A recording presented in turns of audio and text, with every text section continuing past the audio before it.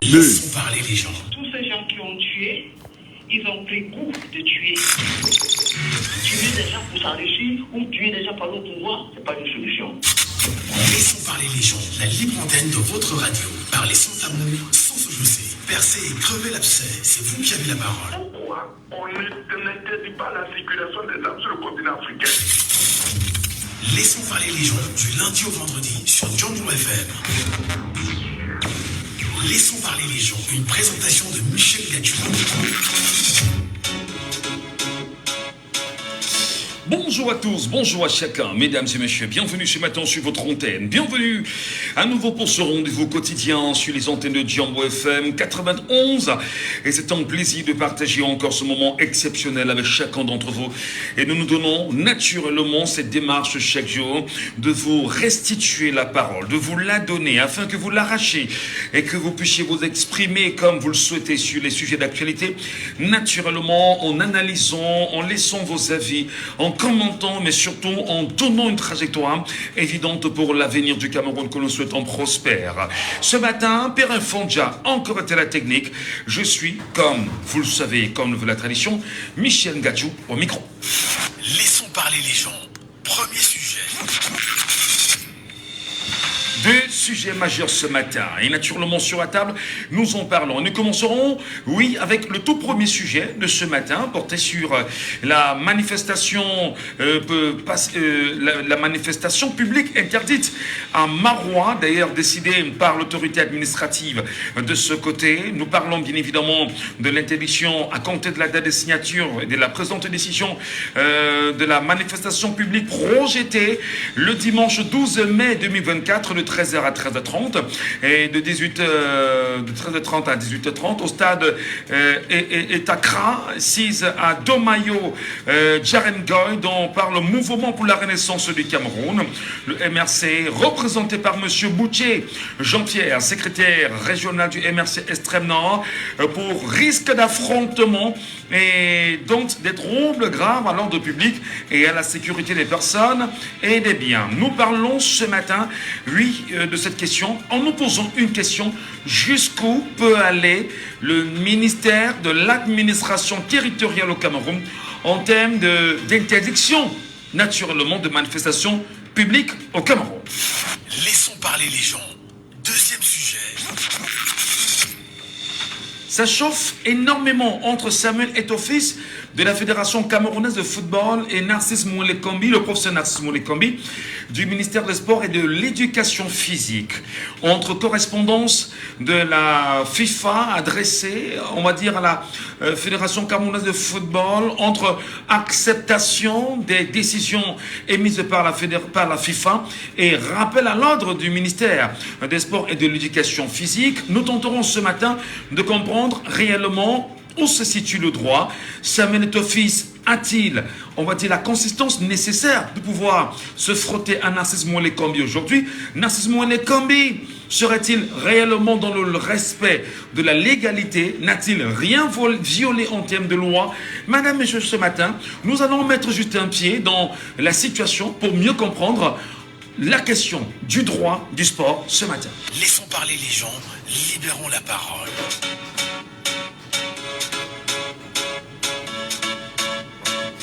Et pour bien faire, nous vous retrouverons. Et puis, le sujet qui nous interpelle dans un premier temps, mesdames, messieurs, c'est cette déclaration, on dit cette correspondance du sous-préfet de l'arrondissement de Maroua 1er, d'ailleurs, qui a choisi d'interdire une manifestation publique projetée par le MRC le dimanche 12 mai 2024, de 13h30 à 18h30 au stade Etakra, 6 à Domayo, Djarengui, par le Mouvement pour la Renaissance du Cameroun, MRC, d'ailleurs représenté par Dr Boutier Jean-Pierre, secrétaire régional du MRC Extrême Nord, pour risque d'affrontement et donc les troubles graves à l'ordre public et la sécurité des personnes et des biens. Nous nous posons bien sûr une question aujourd'hui. C'est pas la première fois que les manifestations publiques sont interdites au Cameroun, que l'administration a pensé, lui, toujours à les interdire. Qu'est-ce qui peut naturellement pousser le MINAT à poursuivre son activité d'interdiction des manifestations publiques des partis de l'opposition, notamment du Mouvement pour la Renaissance du Cameroun aujourd'hui. Comment comprendre qu'il y a quelques jours encore, nous étions dans la célébration du 39e anniversaire du Rassemblement démocratique du peuple camerounais et que de façon nationale, le RDPC a manifesté sur le triangle national et même hors du Cameroun. Pourquoi et comment comprendre aujourd'hui l'encadrement des partis politiques, mais surtout les interdictions, les sommations qu'elles reçoivent au quotidien, notamment le MRC. Vous nous appellerez bien sûr ce matin au 674 39 79 04, 674 39 79 04 ou encore aussi 59 92 48 83. Bienvenue à vous. Allô, bonjour. Oui, monsieur Gassou, bonjour. Bienvenue, nous vous appelons comment? Oui, Bobo Boris. Bobo Boris est le maillot jaune ce matin. Vous avez étalonné d'autres frères Raoul, hein, voilà. Oui, je ne sais pas si le réseau va prendre le réseau aujourd'hui, hein. Non. Il y a quand même un problème de réseau. Mais c'est grave. Par exemple, vous faites un de temps là, le réseau. Nous vous écoutons justement ce matin. Comment appréciez-vous naturellement cette énième interdiction du MRC à Maura 1er par l'autorité administrative de ce côté? Ouais, vous savez que je vous avais toujours dit chez l'antenne que avec les élections comme ça là, vous allez voir toutes sortes. Et faites pas trop de violations de droits au Cameroun. Vous savez, au Cameroun, on dit que personne n'est au-dessus de la loi, mais nous devons constater qu'il y a certains gens qui sont au-dessus de la loi. Quand ils sont au-dessus de la loi, quand ils veulent parler, ils peuvent faire un moment que non. Ils sont de qui ont pouvoir. Ils fait de la loi de leur façon. Comment expliquez-vous le fait qu'on pouvait interdire une manifestation publique entre parenthèses et aller de l'autre côté, laisser certains autres faire de quoi que ce soit, aller même jusqu'à violer même les visites des gens. Pour exemple, il y avait certaines réunions qui étaient dans le privé. Est-ce qu'ils sont venus interdire sous prétexte que c'est tout à l'ordre public? Mais on se pose la question à savoir où est le désordre qu'on a fait.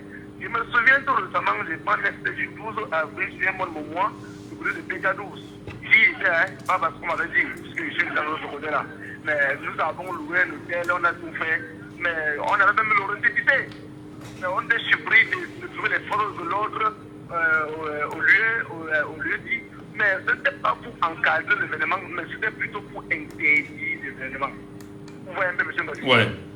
Ça veut dire ceux qui sont encadrés maintenant, s'ils sont censés mettre de l'ordre, sont plus là pour mettre le désordre. Puisque on avait le récépissé de ces réunions. Ayant tout fait, tout ce qu'on a demandé, on a payé. On constate, on pose la question à savoir comment vous pouvez donner l'agrément à quelqu'un et demain vous venez avoir interdit. Dans les choses, ça a été le cas pour le PSN dans le sud. Et je dois te poser la question à savoir qu'est-ce qui se passe vraiment avec le MINAT. Parce que nous savons que tout ça, il y a le pion. Parce que nous savons que les sous-préfets, les préfets ont pour hiérarchie le MINAT. Mais jusqu'où peuvent-ils aller? Je veux dire, jusqu'où peut-il aller? Je parle ici du ministère de l'administration territoriale qui est dirigé par Paul Atangandji. Je crois que ce qu'on doit faire vraiment à ce monsieur est que la justice au Cameroun est vraiment manipulée. Sinon, on a tenté, je ne sais pas comment la justice ne saisit pas de cette affaire entre le MINAT et un parti politique. C'est un parti politique, il y a un parti politique ici, qui fait ça, qui font les meetings comme veut de bouche à droite, qui utilisent même les services, le matériel public pour organiser, pour faire les meetings. Mais tout ça, on ne voit pas. Mais quand c'est un parti politique, nous sommes voyons, vous mettez de ballons dans les roues. Mais je peux vous dire, M. Nassou, on ne doit pas aider ce genre-là. Vous voyez, par exemple, le congrès le meeting avait été annulé à PK12 a été répondu justement. On a censé passer la semaine dernière. Donc, tout ce qu'ils vont faire là, ça va passer, mais nous allons rester. Et celui souvent qu'on ne se décourage pas, on reste pas dans nos situations. Un jour, ceci va changer, M. Nassou. Si c'est pour un bout de temps, il t'envoie là pour bien. Tôt ou tard, le soleil va se lever, M. Nassou. Très bien. Merci infiniment. Très bonne journée à vous, Boris. C'est 74 39 79 04. Auditeur en ligne, allô, bonjour. Bonjour, Michel. Bienvenue, Raoul, ce matin. Affirmatif. C'est un plaisir de vous écouter, naturellement. Nous tentons d'analyser la dernière sortie du MINAT quand je dis minage, je parle ici du sous-préfet de Marois 1er qui interdit une manifestation publique du MRC. C'est une énième fois et on se demande pourquoi le MRC dérange tant. Mais Michel, Oui, quand vous voyez lors d'une entrevue, le vieux Renard, le chef de l'État lui-même parle de petits partis, ça vous dit rien? Ça vous dit que c'est un parti qui a dérangé? Parce que vous avez vu le chef de l'État parler de n'importe quel parti. Et qu'elle utilise le mot petit parti, ça vous dit rien? C'est un parti qui dérange, monsieur Michel. Je vous ai dit ici que maintenant, ça sera le dernier qui pousse au plus. Le ministre instant, c'est droit parce qu'il a été nommé pour ça. Il a été nommé justement pour ça. Donc, que ça ne surprenne personne. Vous voyez, on interdit le risque ailleurs. On interdit le président d'entrer dans le Libye. Ce n'est que le début, monsieur Michel. Si le peuple ne se lève pas, nous avons été en deuil parce que le ministre sait que rien ne va se passer, c'est que nous sommes des dormeurs. C'est de ça qu'il s'agit. On peut passer la décision, on ne peut pas. On ne peut plus, nous sommes mesurés depuis. C'est le néocolonialisme qui continue. On a apaisé les Camerounais, on a apaisé tous les points des Camerounais. C'est vrai que vous avez dit que si on ne se réveille pas, nous sommes morts. Et nous serons morts définitivement. Mais ils pensent élever, augmenter les prix des choses comme ils veulent. Mais le ministre fait ça tous les temps, on ne dit rien. Vous voyez, on interdit à Douala 12e. On interdit à Bafoussam. On interdit le... Attends, finalement, on appelle du petit parti. Monsieur Michel, quand vous appelez quelqu'un petit, ça veut dire que vous pouvez l'encadrer, non? naturellement. Ça veut dire que vous pouvez le suivre, non? Bien sûr. Mais comment est-ce que le petit parti fait donc peur? Même les gens viennent de ceux qui viennent dans les partis, même ils n'ont pas honte. Même les voisins qui sont derrière cela, ils n'ont même pas honte. Mais pas c'est de trop. Mais comment vous pouvez dire que quelqu'un est votre concurrent? Vous l'empêchez même de respirer. Vous l'empêchez même de sortir chez lui. Et quitte à Yaoundé, il dit à Douala, vous le séquestrer. Et quitte à Douala, il va vous le séquestrer. Il est dans l'hôtel, il n'est pas se mouvant en paix. Vous parlez l'hôtel. Mais finalement, qui est-il devenu le parti? Mais le MSC, c'est lui qui dit depuis 42 ans. C'est lui qui a mis le pays à genoux. C'est lui qui est de la mission camerounaise. Mais qu'est-ce que le MSA a pour le gouvernement? Qu'est-ce que ce petit parti a pour le gouvernement? Mais, M. Michel, ça va changer. 2025 ne serait plus comme avant. Parce que c'est la tension qui a dû monter comme ça. Vous voyez, ils sont tous orgueilleux. Vous avez vu les placés qui sont les RDPC. Ils sont à l'image à Tangaji. C'est qu'à Tangaji fait les gens qui placent télévision, les RDPC là pour tous les temps. Donc, tellement c'est un pays qui est reparti. C'est un pays dans la propriété du pays. Et c'est personne que le Voilà. Merci beaucoup Raoul. Très bonne journée à vous là-bas à Edea. Ils nous écoutent depuis Edea, comme c'est le cas chaque jour. Et ils nous appellent de ce côté avec beaucoup de fierté. Nous sommes heureux de vous écouter. Prenons bien évidemment d'autres auditeurs naturellement ce matin au 6 74 39 79 04 ou le 6 59 92 48 83. Et si jamais vous tentez de nous avoir via WhatsApp, n'hésitez pas à nous appeler. On dirait sur le WhatsApp de l'émission, le 6 91 98 60 98. Le 6 91 98 60 98. Et pour vous qui nous regardez, bien sûr, le numéro est bel et bien affiché. Jusqu'où peut aller le ministère de l'administration territoriale? Les sous-préfets ont-ils pour seule mission d'interdire les activités des partis politiques dans les arrondissements du Cameroun? Comment comprendre cette énième interdiction d'une manifestation publique du MRC à Marois 1er aujourd'hui? Et quel regard vous y jetez en ce qui concernerait, entre autres, la confiscation de la loi et se servir uniquement de cette loi pour soi-même? Le RDPC joue-t-il franc jeu réellement? Paul Atangandji est-il réellement en train de protéger les Camerounais contre un trouble à l'ordre public?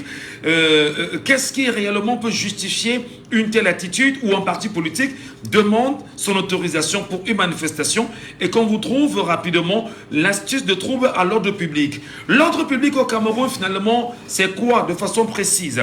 Appelez-nous bien évidemment et laissez-nous vos avis et vos commentaires. Nous souhaitons vous écouter sur cette question qui est très importante, et tout en rappelant quand même qu'aujourd'hui, lorsqu'on parle des partis politiques au Cameroun, il y a une loi qui l'encadre, la loi de 1990 qui permet voilà, l'encadrement de ces partis politiques. Mais on peut quand même ici rappeler qu'il y a quand même un chapitre 4 qui est porté sur les sanctions.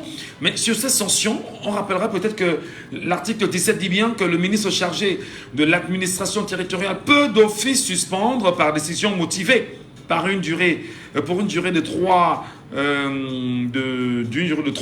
mois, bon, je pense bien, l'activité de tout parti politique responsable de troubles graves à l'ordre public et qui ne satisfait pas aux dispositions de l'article 5, 6, 9, 10, 11 ci-dessus. Je voudrais peut-être partager cela avec vous parce que c'est très important que vous soyez également au parfum de la loi, que vous sachiez exactement ce que dit la loi sur ces questions-là. Article 5, naturellement. Mais on peut en avoir l'auditeur, hein, c'est très important. Allô, bonjour. Allô, bonjour. Oui, bonjour, monsieur Michel. Bienvenue, cher monsieur Saban. Oui. Pouvez-vous baisser un peu le volume de votre radio, s'il vous plaît? Oui, c'est déjà fait, monsieur Michel. De quoi ont peur les sous-préfets? Pourquoi le MRC fait tant peur, à votre avis? Comment peut-on parler de troubles à l'ordre public? Pourtant, c'est une manifestation publique d'une activité et une activité politique menée comme c'est un peu le cas partout aujourd'hui. Je voudrais seulement demander à mes frères camerounais, à mes pères et à mes mères, mes soeurs, qu'ils se réveillent, qu'ils allument leur cerveau. Au Sénégal, monsieur Michel, le président Macky Sall avait interdit le PASTEF de Ousmane Sonko. Qui a gagné les élections? Le PASTEF. Au Cameroun, tout ce que le ministre fait là, Grand Atango fait là, il ne fait que donner de la publicité au MRC. Qu'il continue à le faire. Il faut seulement que les militants du MRC dans les régions interdites là, dans les régions où ils ne veulent pas que le MRC se manifeste, que ces militants du MRC fassent le porte-à-porte pour allumer le cerveau des Camerounais. J'ai parlé avec une dame qui me disait qu'elle ne peut pas voter parce que depuis qu'elle vote, qu'est-ce que ça donne? Non, donc c'est toi qui es là seulement pour nuire au système. Il faut aller voter cette fois. Donc vous voyez ce que le ministre fait. Mais je veux comprendre véritablement. Interdire une manifestation publique d'un parti politique et dans son activité normale, qu'est-ce qui peut bien justifier cela? On parle de troubles à l'ordre public.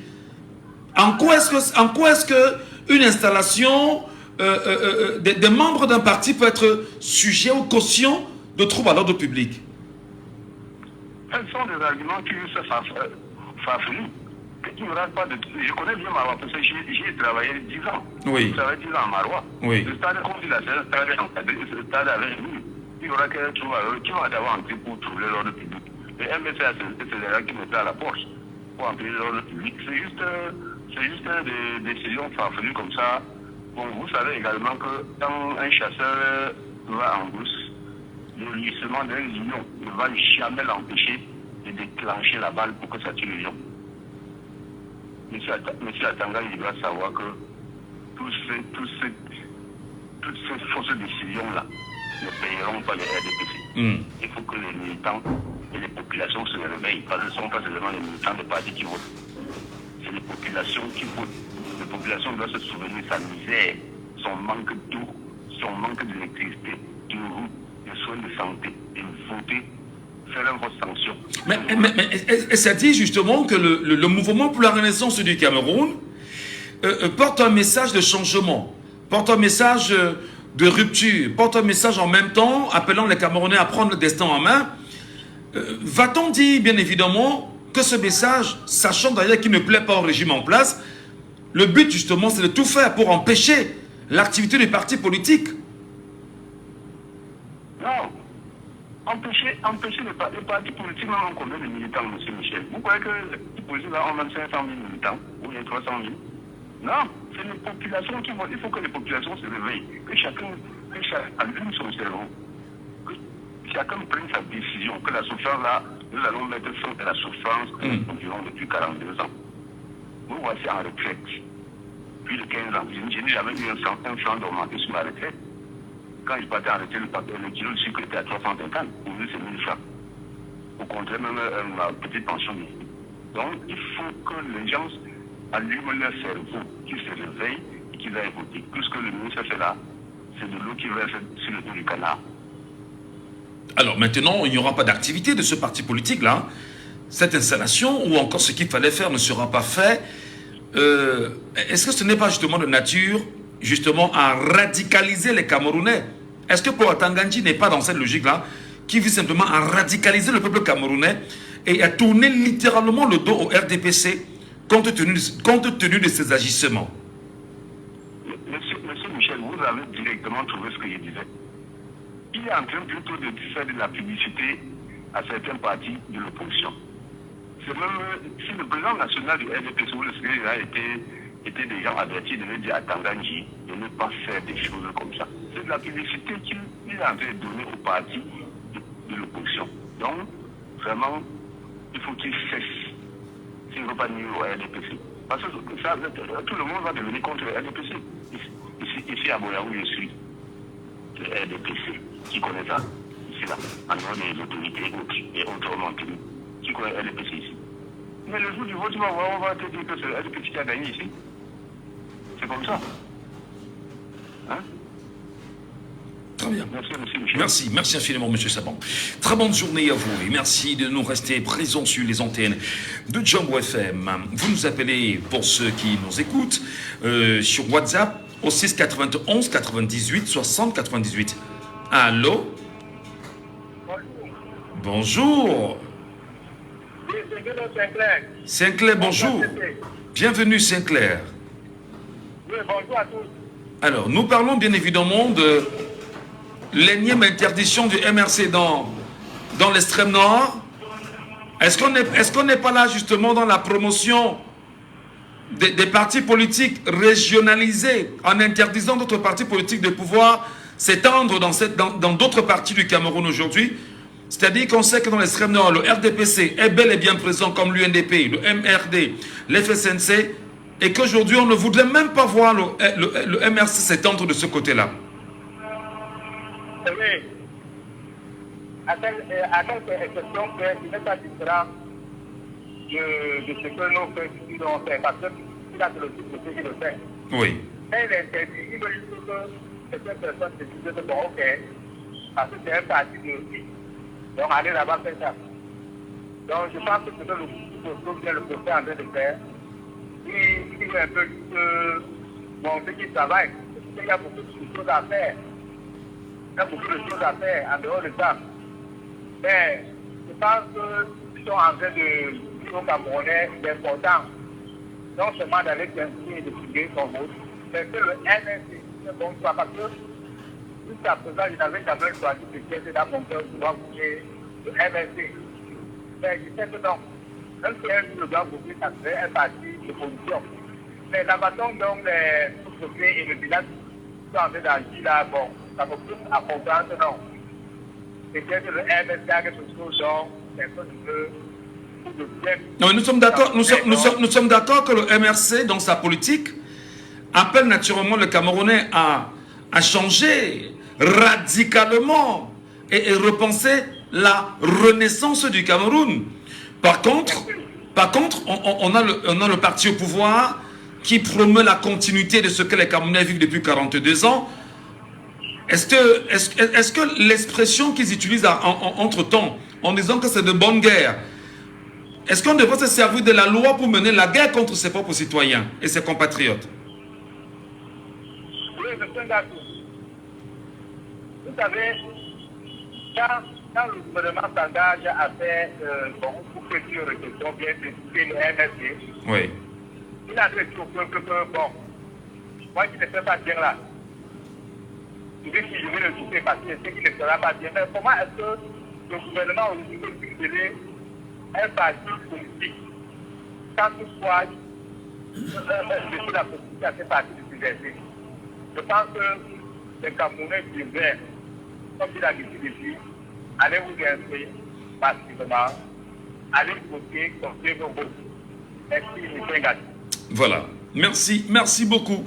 Très bonne journée. Bon, même si à chaque fois qu'il y a réaction, on revient bien évidemment aux inscriptions sur les listes électorales, le vote qui arrive. Nous poursuivons naturellement notre débat ce matin, tout en écoutant le peuple camerounais qui nous écoute ce matin aussi et qui souhaite naturellement réagir à cette interdiction de manifestation publique organisée à Mora 1er par le sous-préfet de la localité. Manifestation publique initiée par le Mouvement pour la Renaissance du Cameroun. Le MRC est-il aussi dangereux? Le MRC, qu'est-ce qu'il peut avoir d'aussi dangereux pour le MRC? Prenons bien sûr un auditeur en ligne avec nous sur WhatsApp. On l'aura. Allô, bonjour. Allô, bonjour. Bon. Je vous remercie déjà pour le travail formidable que vous avez fait. Je suis Marlise depuis la diaspora. Marlise, depuis la diaspora. Bienvenue ce matin, Marlise. Merci. En fait, je voulais réagir à votre sujet en disant que, en fait, le tout porte sur l'inscription sur les listes électorales parce que interdire une réunion du MRC dans le Grand Nord, c'est un peu pour rentrer dans le subvention du Camerounais, après pour préparer la course dans le centre, le Grand Nord et du RDPC, en fait. Parce qu'ils savent que si le MRC tient sa réunion, c'est une organisation peut-être pour les caravanes, parce que vous savez qu'ils font des caravanes d'inscription dans les petites localités. Donc ils ont besoin de cette organisation, la visibilité, que ça, puisque du coup, quand la caravane passe, il y a une forte visibilité derrière et tout. Donc ils ont peur de la visibilité qu'une organisation du MRC dans cette région-là pourrait donner, mais moi, je peux dire quand même aux Camerounais que, en fait, c'est fait à dessein, mais de ne pas prêter le flanc à ce jeu, parce que le MRC existe bel et bien dans le Grand Nord, parce qu'il suffit de voir si on est, parce que je suis abonné sur la page du docteur Boucher, tout ce qu'ils réussissent à faire, les plantations qu'ils réussissent à faire, les activités de nettoyage, les puits que Mamadou Moto avait fait creuser à Tokombéré et tout. Donc, le MRC est bel et bien au Grand Nord et il est très facile de mettre dans cette région-là, en fait. Donc, je vais dire, c'est juste pour garder dans le subconscient des Camerounais en disant que le Grand Nord est acquis au RDPC, mais non, en fait. Oui, mais ce que vous dites est tellement pertinent, madame. Gardez dans l'esprit des Camerounais, dans le subconscient des Camerounais, que l'extrême nord est acquis au RDPC. Pourtant, il y a d'autres partis de l'opposition bel et bien existants de ce côté-là. En quoi réellement le MRC peut être une menace pour le RDPC dans l'extrême nord? Est-ce que le fait que l'on sache qu'il y a ce qu'on appelle, entre guillemets, même si je n'aime pas trop le thème, bétail électoral, est très important du côté du nord et de l'extrême nord naturellement, est-ce que c'est justement barrer la voie au MRC afin de ne pas aller appâter le maximum de Camerounais de ce côté, tout en leur présentant les réalités du renouveau pendant 42 ans et appeler à la rupture? Moi, je pense que la rupture, elle est déjà bel et bien là. La rupture est déjà bel et bien là. Parce que quand on écoute Cheikh Ali, moi je suis sur Equinox Soir dernièrement et tout, c'est lui en fait la première personne qui organise les inscriptions au sein du MRC sur les listes, du moins sur les listes électorales, qui organise en fait, qui recense, je veux dire. Il y a plusieurs personnalités du Grand Nord qui sont dans le MRC, le docteur Boucher, Mamadou Mouta et tout.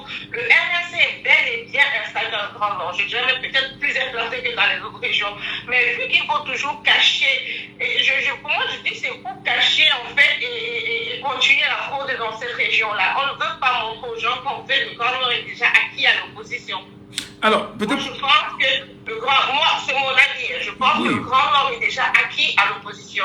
Et du coup, on faisait une forme de superfuge pour cacher, en fait, c'est tout.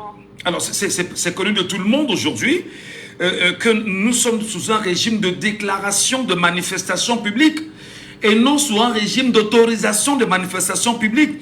Comment, bien évidemment, le peuple camerounais aujourd'hui accepte qu'il y ait cette violation, cette insertion d'un terme qui n'a pas de place, appelant naturellement les partis politiques de l'opposition à ne pas se mouvoir et que le peuple l'accepte? Est-ce qu'il n'y a pas quelque chose à faire pour que le peuple lui-même rappelle à l'autorité administrative qu'il faut respecter les textes de la République?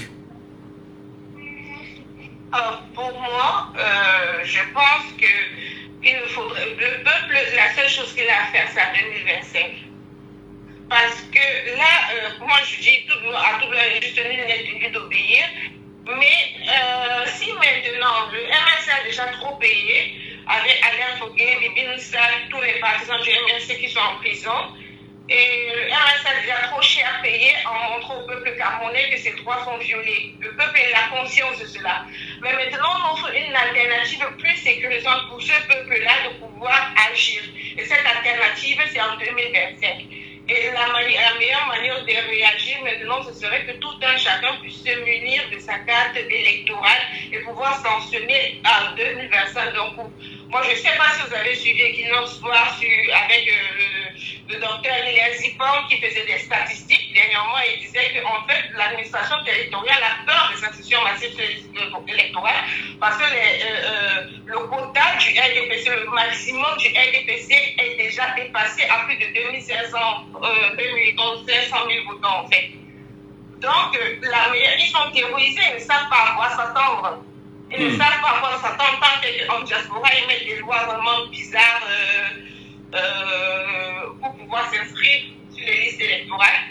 Donc, par exemple, la carte je ne sais pas si c'est la carte de résidence ou la carte de séjour, mais c'est la carte de résidence de vraiment vérité parce qu'avoir une carte de résidence, il fait au moins 5 ans de présence sur le territoire. Donc, allô? donc je pense que... allô? Oui, nous vous écoutons, madame, oui. Oui, excusez-moi. En fait, je dis que c'est le peuple camerounais a cette alternative-là en 2025 de pouvoir sanctionner toutes les questions sans toutefois se mettre en jeu et de faire courir aux ressortissants camerounais d'éventuelles sanctions. Et je pense que le MRC a déjà trop payé avec ses militants en prison en fait. Très bien. Merci beaucoup, chère dame, vous qui nous appelez dans la diaspora. Très bonne journée à vous là-bas et à très bientôt. Merci. Merci, au revoir. Allez, mesdames, messieurs, vous nous appelez également au 6 74 39 79 04. Et sur WhatsApp, on a un auditeur en même temps qui nous attend. Bonjour à vous et bienvenue ce matin. Bonjour Michel. Comment nous vous appelons, cher monsieur? Moi, je m'appelle Roger Diapom. J'appelle depuis Bonapriso à Douala. Roger Diapom, depuis Bonapriso à Douala. Comment analysez-vous cette énième interdiction du MRC à se mouvoir, à se rendre dans son activité politique? Là, c'est à Maura Premier. Qu'est-ce qui peut justifier vraiment ce que beaucoup qualifient de peur aujourd'hui? Mais c'est la peur, Michel. Il n'y a pas autre chose que de dire que c'est la peur. Mais vous avez peur de qui? De quoi? Et pourquoi? On a peur de cet engouement que les Camerounais ont en ce moment pour aller s'inscrire sur les listes électorales. Les RDPC, ils ont 3 millions avec tous les trucages qui sont en train de faire tout le temps. Ils ont 3 millions. Mais s'ils se rendent compte qu'il y a 15 millions d'inscrits sur les listes électorales, je vous dis qu'ils vont prendre le premier vote pour partir. Ils vont partir, ils vont attendre les élections. C'est la peur. Pourquoi? Regardez un peu la saine concurrence, comme le président de la République m'a dit. Préparez-vous à une concurrence depuis des années. C'est que le MSC fait son meeting. Le MSC a par exemple 200 militants ou bien 2 millions à ce meeting. Pour les RDPC, pour montrer qu'ils sont bien installés à l'extrême nord, le président de sous-section ou de section du RDPC fait son meeting le lendemain. Il a 100 000 personnes, il dit, mais vous voyez, on va écraser le MSC, on va écraser les SDF. Mais c'est-à-dire que la peur là, c'est très grave. Mais c'est quoi la peur de voir le très grand nombre des militants du MRC se rassembler lors de cette manifestation et en être une action de communication, c'est ce qui pousse l'autorité à interdire cela? C'est ça, il n'y aura que l'affrontement. Où tu viens installer tes membres, il y a affrontement contre qui et pourquoi? J'étais en train de zapper l'autre jour la télé, je suis tombé sur un meeting du RDPC en direct sur la CATV. Je vous dis en direct pendant plus de 2 heures du temps dans le sud, parce qu'on a nommé quelqu'un questeur au Sénat. La CATV que je paye avec mon argent passe ça en direct. Imaginez que le MSC peut aussi passer quelque chose, même si le RDPC a payé pour passer. Si le MSC vient dire que je vais payer aussi pour passer, ils vont accepter. C'est la peur. Ils ont peur. Les Camerounais sont réveillés. Les Camerounais sont réveillés, ils ne dorment plus. Quand vous voyez quelqu'un qui dit qu'il va passer une journée, même s'il faut passer une journée là pour s'inscrire, il va passer. Mais ça dit tout. Les Camerounais sont fatigués. C'est-à-dire qu'on les a tellement torturés. Ils sont... Tout. Alors, mais justement, ce que vous dites... 5 jours à Japoma. L'eau passe. Je suis à moins de 3 km de là où l'eau part pour aller en ville. 5 jours, je n'ai pas d'eau. Et quand même ça vient, c'est quoi? C'est la boue. Et tu payes. Tu ne payes pas, on te met les pénalités. Les Camerounais sont fatigués de ça. Les choses doivent changer. Les choses doivent changer. Alors, justement, alors, pour rester un tout petit peu sur ce sujet de Marois, puisque vous en faites des révocations, on peut donc avoir peur d'une image montrant des centaines de milliers de Camerounais amassés autour du MRC. C'est donc ça le fond de la polémique. Bon, maintenant, est-ce que les populations de Marois, lorsqu'il y a eu une interdiction comme celle-là, ne peuvent pas se lever, s'amasser bien évidemment devant les bureaux du sous-préfet de Marois Ier et lui rappeler qu'il est dans la violation de la loi et qu'il soit justement 100 000 ou 200 000 afin de lui exprimer bien évidemment le courroux. N'est-ce pas une possibilité? Parce que la loi ne l'interdit pas. Oui, Michel. Là, vous croyez que Bidou Nissari est en prison? Pourquoi? Il était sorti. Pourquoi que les docteurs Fouquet sont en prison parce qu'ils sont sortis? Ils vont écraser les gens, ils ont les militaires. Le problème maintenant, c'est de s'inscrire. Le jour du vote, tu vas voter, tu contrôles ton vote. Ils ont toute cette machine répressive là. On ne peut rien. On va dire qu'ils sont venus troubler à l'ordre public. Ils vont encore prendre les gens, aller verser en prison. C'est ça qu'ils veulent. C'est ça qu'ils attendent même. Pourquoi le sous-préfet monte le préfet demain que bon, il a bien travaillé là-bas, il a interdit. Tu vas interdire jusqu'où? Regardez, j'ai vu une photo du président du Sénégal, là où ils étaient dans la rue en train de les policiers sont venus là commencer à fuir. Voilà que 5 ans après, les présidents de la République. Pourquoi que ces policiers-là vont le voir comment? Même eux, les policiers, ils sont fatigués. Pourquoi que c'est eux-mêmes qui sont bien? Même eux, ils ne sont pas bien. Qui est bien même dans ce pays? Michel, je mets au défi ceux qui vont appeler après moi. Qu'est-ce qui marche dans ce pays? Le football marche, c'est le basket qui marche. Qu'est-ce qui marche? Qu'est-ce qui marche dans ce pays? Toute la lutte, c'est le pétrole là. On vend, on met l'argent en poche. Une seule personne vaut 50 milliards. Pour faire quoi? Les voilà plein en prison du premier ministre jusqu'au dernier ministre. Ils ont peur que le Camerounais, comme le réveil des Camerounais sera très très dangereux. 2025 là, c'est-à-dire que c'est là où nous on va seulement mourir.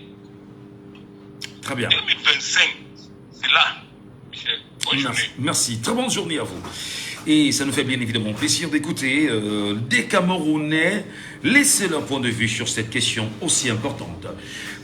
Prenons l'auditeur bien évidemment avec nous sur WhatsApp. Il est avec nous en ligne. Allô, bonjour. Oui, bonjour, monsieur Ngacho. Bienvenue, Elepaco. Bonjour. Bienvenue, Elepaco. Nous vous reconnaissons à la voix.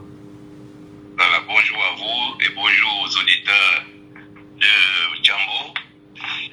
Pour la question que vous avez posée ce matin, moi, il est clair, comme tous les autres, comme tous les précédents appelants l'ont dit, que la peur a changé de camp. Les abeilles de M. Atangandi disent qu'elles se retourner contre lui. La réalité, M. Atangandi cherche des harcèlements. Oui, les Camerounais sont harcelés.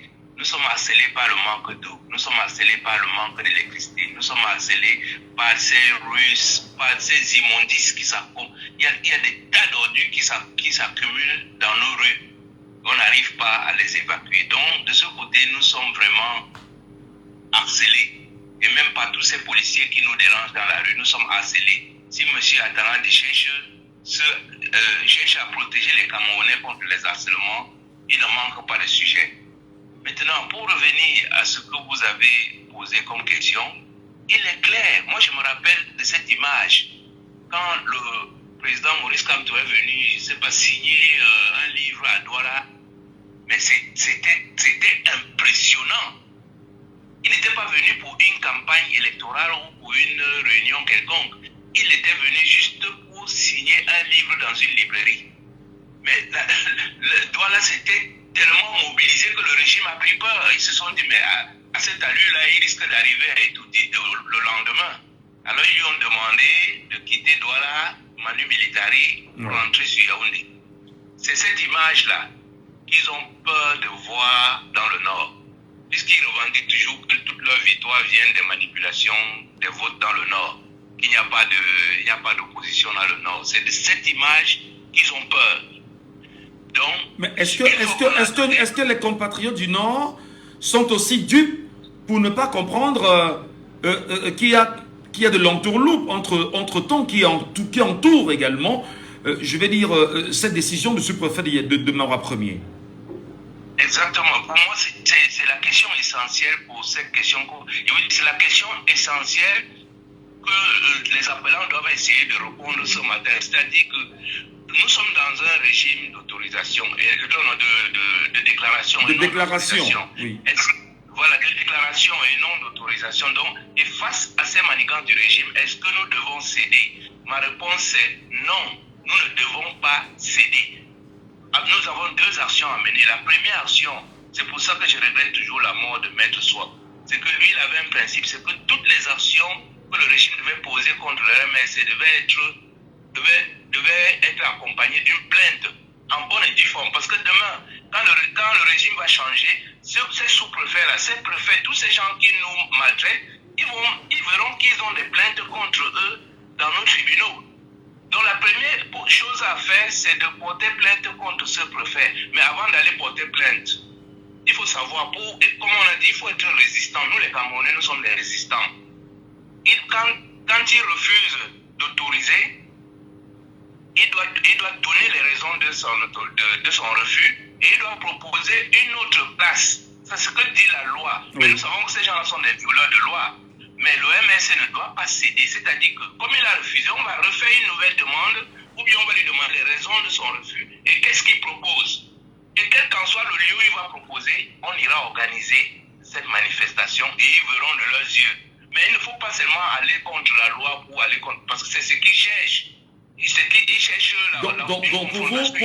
pour vous, cette interdiction a toute l'allure d'une provocation du parti MRC. Exactement, M. Michel Gachou. C'est une provocation express. Mais vous avez vu à Yaoundé, les réunions, comment dire, ce que le MRC a organisé ici à Douala, en Konsamba, à Yaoundé. Les installations justement des membres du bureau, de leur bureau. Exactement. Ouais. Il y a eu ce genre de provocation et tout, mais donc, le MRC qui est porté par une vague les a contrôlés et tous ces événements ont eu lieu. Ils vous disent, le régime BIA et le RDPC ne peuvent pas combattre 30 millions de Camerounais. Ils ne peuvent pas, c'est une vague très puissante, c'est un tsunami. Pour ceux qui le veulent, ils peuvent aller regarder les images du tsunami qui a eu lieu en Asie il y a quelques années. C'est une force mais irrésistible. Vous allez vous trépatouiller en disant nous sommes avec l'armée et tout, c'est faux. L'armée camerounaise est avec nous, la police, la gendarmerie sont avec nous. Vous croyez que quand les policiers nous maltraitent dans la rue, là, c'est parce qu'ils sont bien? Non, pas du tout. C'est parce qu'ils doivent nourrir ses enfants? Pas du tout. Non. Pas du tout. Voilà, il vous demande 500 000, 500, et tout c'est parce qu'il va aller nourrir ses enfants. Mais avec le nouveau régime, quand on va renverser ce régime, quand notre pays sera restructuré, les policiers, les gendarmes auront un bon salaire. Ils n'auront plus à aller déranger, ils ne doivent plus venir nous déranger dans la rue pour aller nourrir leurs enfants. Ils auront un bon salaire pour nourrir leurs enfants. Alors, je vous dis, ils croient. Alors, pour finir justement oui.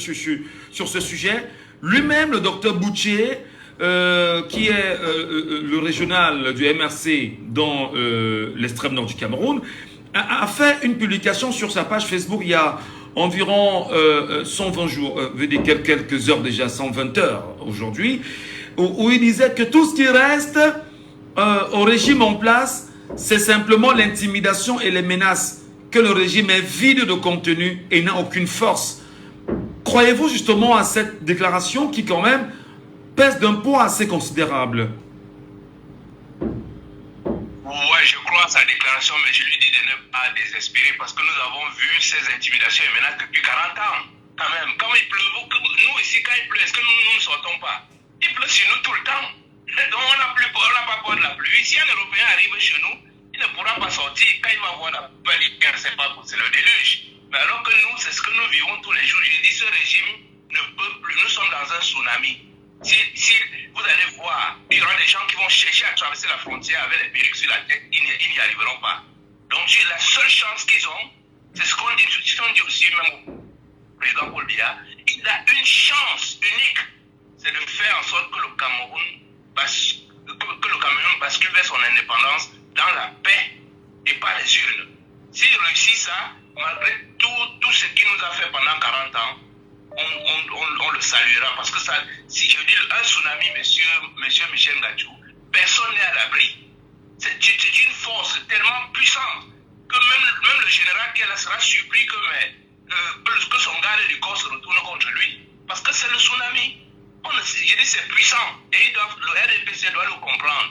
Le président Paul Biya l'a déjà compris, même si on l'a confisqué ou bien on l'a pris en otage. Mais le RDPC, tous ces sous-préfets-là doivent comprendre qu'ils ne peuvent pas combattre contre 30 millions de Camerounais qui veulent leur indépendance. Voilà. Merci beaucoup, monsieur Lepako. Très bonne journée à vous et à très bientôt.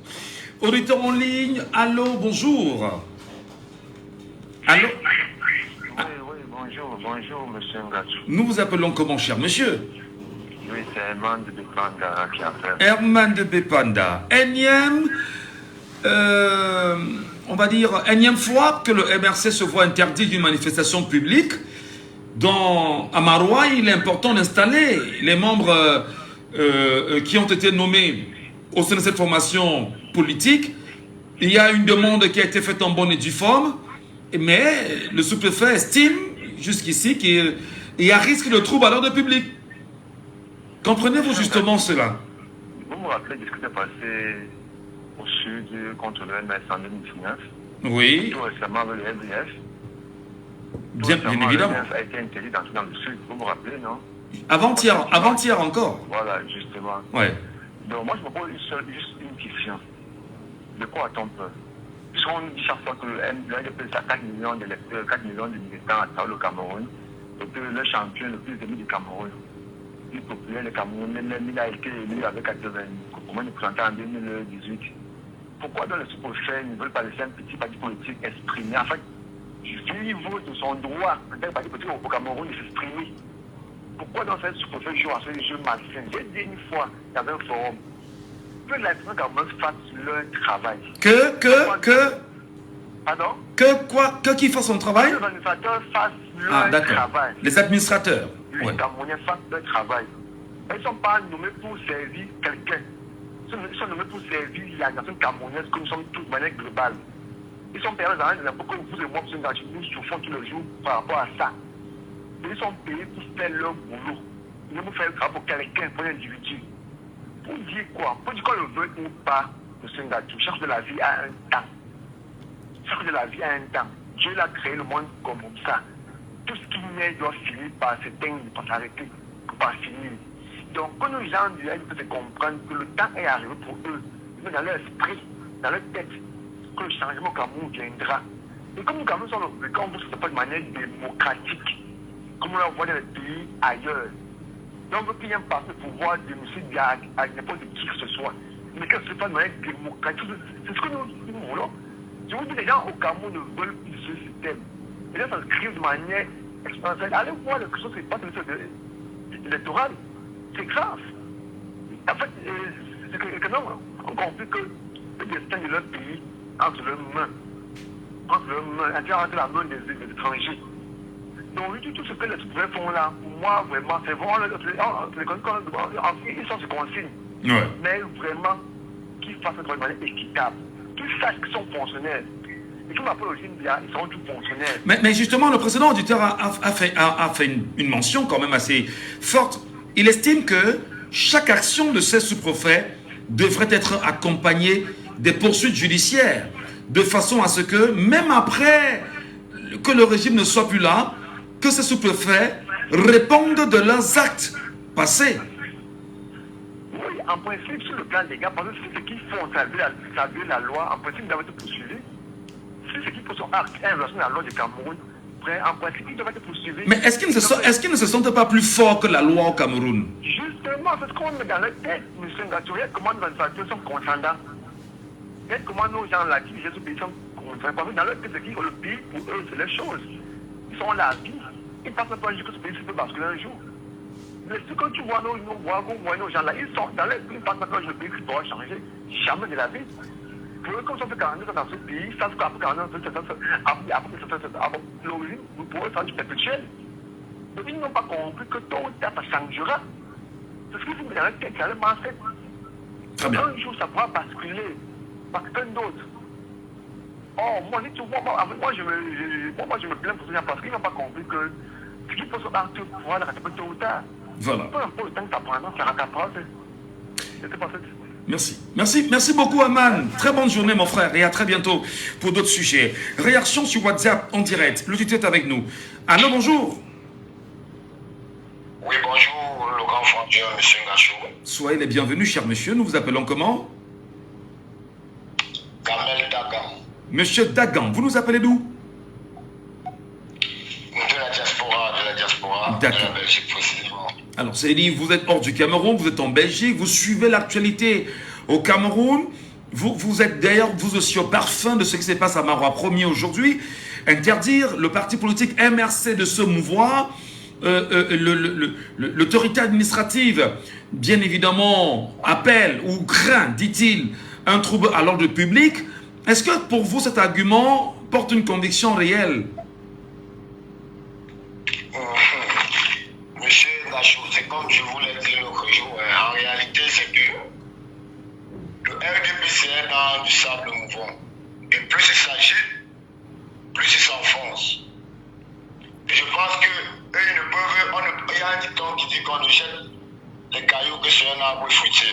Ouais. Vous voyez? Même un enfant de 5 ans au Cameroun aujourd'hui veut le changement et voit le changement venir. Je tiens tout simplement à dire à mes frangins de participer massivement pour un vrai changement parce que le changement il est déjà là. Parlant du sous-préfet de la région de Marois 1er, arrondissement de Marois 1er. Justement, ce monsieur ne joue également que son rôle, le grand frangin ne joue également que son rôle de son parti. Parce que s'il ne joue pas ce rôle-là, son parti pourra s'en prendre à lui puisque c'est son territoire.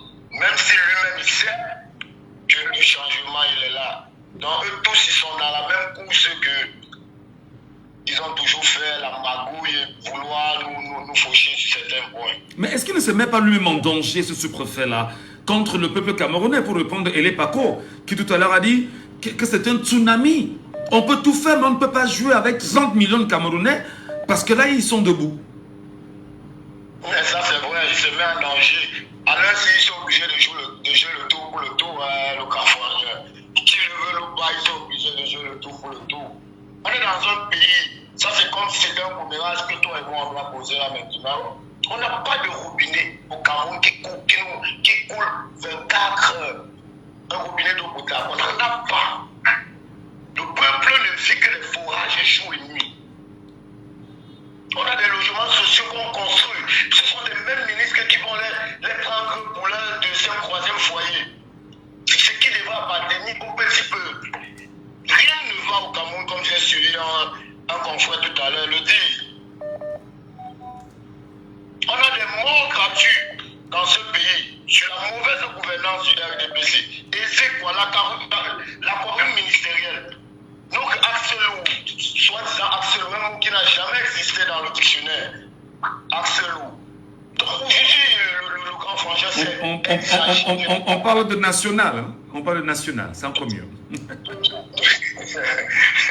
sommes fatigués, le grand frangin. Je vous assure, nous sommes fatigués. On a Gabou, on a eu extrêmement de morts. On a l'une des routes les plus meurtrières au monde. Qu'est-ce qui ne va pas? On dit que c'est Dieu qui prend. Quel Dieu? Dieu ne tue pas les gens. Nous sommes mal organisés. Très mal organisés. Aujourd'hui, le RDPC, qu'ils restent tranquilles. S'ils ont un jour, même seulement pour 24 aimer les Camerounais, qu'ils comprennent que leur a sonné. C'est tout ce que je peux leur dire. En réalité, c'est tout ce que nous pouvons leur dire, le grand frangin. Voilà, merci beaucoup, cher frère, et pour votre réaction ce matin au standard. On a d'autres auditeurs avec nous. Prenons celui qui nous appelle sur WhatsApp à l'instant, au 6 91 98 698. Nous sommes sur WhatsApp et je pense bien que c'est Durel qui nous appelle l'Allemagne. Durel, bonjour. Oui, bonjour. Allez, bonjour. Soyez les bienvenus, cher frère. Bonjour à vous, monsieur Ngachou, et à vos auditeurs. Est-ce qu'on peut dire justement qu'à la suite de la décision du sous-préfet de Maroua Ier, que Paul Atangandji et son ministère sont dans la conquête ou la reconquête ou la confiscation du Grand Nord à la solde du parti au pouvoir aujourd'hui, le RDPC? Bon, j'ai envie de dire tantôt, ils se sont longtemps menti en disant que c'est la fille aînée du renouveau. Comment comprendre qu'on est élu là-bas avec des scores salinéens quand on manque le strict minimum, quand on n'a pas d'eau? Hier encore, j'écoutais le journal sur Equinos parce que je suis très attentif à ce qui se passe dans mon pays parce que jusqu'ici, nous sommes convaincus que la libération du Cameroun de l'esclavage du RDPC se passera en 2025. On dit comme quoi ils ont des problèmes, la canicule, à cause la montée des températures. Comment comprendre qu'un pays, qui, je prends un exemple des Émirats, où ils ont plus, où la chaleur est plus intense et ont réussi à gérer ces problèmes-là. Gouverner, c'est prévoir. Le RDPC a échoué sur toute la nuit pendant 42 ans. Ils ont longtemps maintenu les Camerounais dans la misère et ça ne passera plus. Ils vont utiliser le petit nom de la dictature, les sous-préfets et tout, pour chercher à intimider, pour vouloir toujours qu'on reste dans le néocolonialisme. Mais ça ne passera plus. J'ai aimé Elie Parou qui a dit tout à l'heure que Monsieur Moulinex, c'est comme ça que je vais l'appeler, ses abeilles, je ne sais pas, et tous ces petits gens qui sont à côté, ils ne peuvent pas arrêter la foudre, s'il faut dire la foudre de 30 millions de Camerounais qui en ont marre d'une dictature en emploi, point fini, qui en ont marre d'une incompétence accrue. Voyez-vous, tous ces mots, tout ce qui se passe au Cameroun, c'est la faute de l'échec cuisant du RDPC. Mais moi, j'ai envie de dire à ces sous-préfets qui aujourd'hui se pompent le torse, comme Ousmane Sonko, nous allons nous voir dans la rue. C'est ce qu'ils oublient, c'est que le tribunal, le temps est le tribunal de l'histoire. On se verra dans la rue. Demain, ils vont rendre compte, ils sont face au peuple. Ils vont rendre des comptes à ce peuple qu'ils ont longtemps opprimé sous la couverture parce que je suis autorité administrative. Ils vont rendre des comptes au peuple. Rien ne sera plus comme avant. Mais est-ce que parce qu'on est autorité administrative, qu'on est au-dessus du peuple, il y a une loi qui encadre? C'est ce qu'ils te disent dans leur petite tête. Ils ont fait 42 ans, ils ont longtemps menti le peuple, ils ont longtemps martyrisé le peuple, mais le peuple s'est réveillé, le peuple a dit non, c'est le peuple qui décide. J'ai toujours aimé cette formule qui dit Vox populi, Vox Dei. La voix du peuple, c'est la voix de Dieu. Monsieur Atangandji, alias Moulinex, et monsieur Abbé, ce que dirais-je, avec tous, ils ne peuvent pas arrêter la faute des populations, ils sont fatigués de la misère de 42 ans. Un frère a tout à l'heure cité des morts en un point fini, qui est la conséquence logique d'un système qui a échoué. Quel système dépassé, un système néocolonialiste pratiqué, dont on voit ici. Diriger, c'est prévoir. Ici en Europe, toujours citer l'Europe quand ça les arrange. Ils aiment citer l'Europe quand ça les arrange. Mais curieusement, ils viennent ici en Europe et s'éveillent de comment les choses sont organisées. Parce qu'il y a des personnes de bonne foi qui ont participé à ce que les choses se passent. Mais comment comprendre que jusqu'ici, ils ont taxé d'être petits partis politiques, mais un grand parti politique qui a besoin de l'organisation d'un petit parti politique, c'est le paradoxe. Donc moi, j'ai envie de dire tantôt à ces gens-là que aujourd'hui, ils sont aux affaires, non? Mais demain, on se verra dans la rue. Ils vont rendre des comptes au peuple parce que c'est le cas de récupérer son pouvoir. Est-ce que vous entendons parler? Est-ce que vous entendons parler justement du Durel? Vous êtes en train de dire au sous-préfet, quand vous dites qu'on se retrouvera dans la rue, vous projetez une manifestation de rue pour faire tomber les sous-préfets? Une manifestation de rue, c'est une façon de faire comprendre qu'ils seront devant leur fait. Ils seront devant leur fait. Il n'y a pas de manifestation de rue. Ils seront devant leur fait. Puisqu'ils ont longtemps opprimé le peuple en utilisant la casquette de l'autorité administrative. Personne n'a parlé de manifestation. Parce que le Cameroun a eu tellement de morts. Personne ne souhaite verser le sang des Camerounais. Non, ça je pense. Rassure. Personne. Mais on va faire les choses de façon pacifique. On va récupérer notre pouvoir. Et eux, ils seront jugés. Parce que c'est ça en fait. Mais est-ce que ce n'est pas ce langage? Est-ce que ce n'est pas ce langage-là que vous portez maintenant qui fait davantage peur aux préfets, aux sous-préfets, aux autorités administratives et qui ferait que ils vont davantage corser, ils vont davantage visser. Chaque chose a un début et une fin. Ouais. Chaque chose a un début et une fin dans la vie. Ils ont fait 42 ans. Maintenant, le peuple qui est souverain a décidé de reprendre son pouvoir. C'est la panique. Dans le cas où on s'en vient, comme l'expression le dit, c'est la panique. Mais qu'ils sachent un jour qu'ils vont rendre compte au peuple qui est le souverain. Ils vont dire, même si Atanga dit, on ne sera pas surpris de voir des gens. On a vu certains ministres qui ont longtemps volé, mais quand il faut fuir, ils mettent des grèves et tout pour fuir. Moi, on a dit tout, c'est ce qu'ils oublient. Personne n'est éternel, aucun pouvoir n'est éternel. Même pour ceux qui sont des religieux, ils ne savent pas trop qui est sur la vie. Pharaon a longtemps menacé le peuple d'Égypte. Mais au moment de Dieu a frappé en disant que stop, c'était bon. Et en 2027, nous serons des Moïse de notre temps, de notre pays. On va récupérer notre pouvoir. On sera des Moïse de notre pays. On va récupérer notre pouvoir. Et tous ces vautours qui ont longtemps le Cameroun à genoux là vont rendre compte au peuple. Très bien. C'est ce qu'ils doivent retenir. Merci. Merci beaucoup, Durel. Merci. On dira pour ce moment de prêche également. Donc vous serez le Moïse de vos familles désormais. Voilà. Très bonne journée à vous.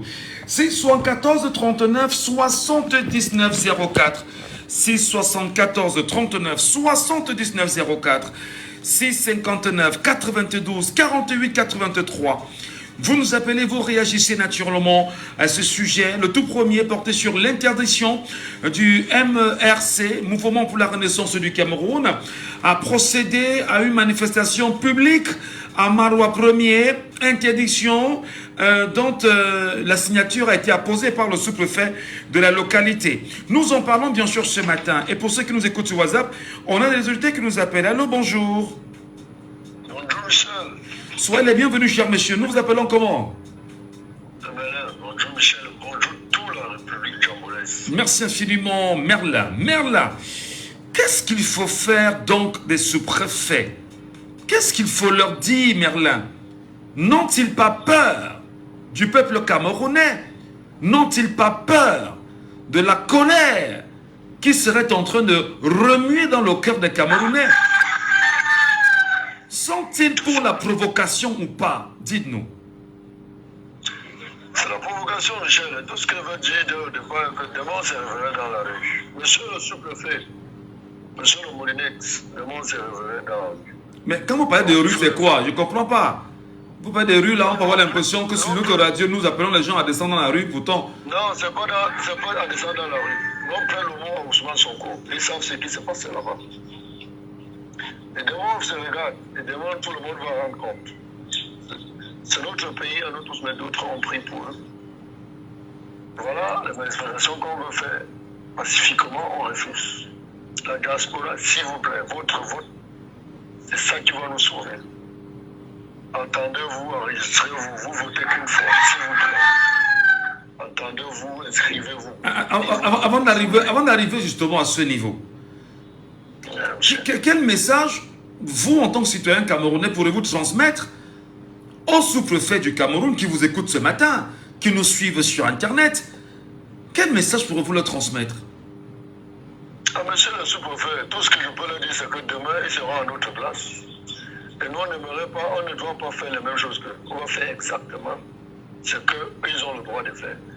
Parce qu'en appelant le MSC petit parti, et ils veulent faire le petit meeting, c'est même pas le métier. Les réunions, on interdit. Qu'est-ce que le SIF a fait hier pour qu'on les interdise d'entrer au sud? Ce n'est pas le Cameroun. L'électorat le vote du candidat du DPC, c'est 2 millions et poussière, si je ne me trompe pas, non? Chaque année. Et vous voyez que ils voient déjà qu'on est en train de dépasser. Et si on dépasse vrai, Michel, ils ont peur. Même M. Molinès connaît déjà qu'ils vont tomber. Et je veux dire quelque chose, Michel. Depuis la dernière fois, je parle comme ça de ma femme, même que je suis avec elle à la maison. Elle ne voulait pas s'inscrire. Tu me suis un peu? Parfaitement, vous savez comment les femmes sont difficiles. Depuis l'autre jour que le sous-préfet allait porter les trucs, que le sous-préfet faisait le maire, a porté les trucs pour jeter, elle a vu son journal à Equinox. C'est depuis le jour-là. Elle et ses 3 voisines sont déjà prêts à aller s'inscrire. Est-ce que tu le rappelles au moins qu'elles n'ont que 83 jours maintenant? Parce qu'il n'y a plus que c'est justement 83 jours. En année électorale,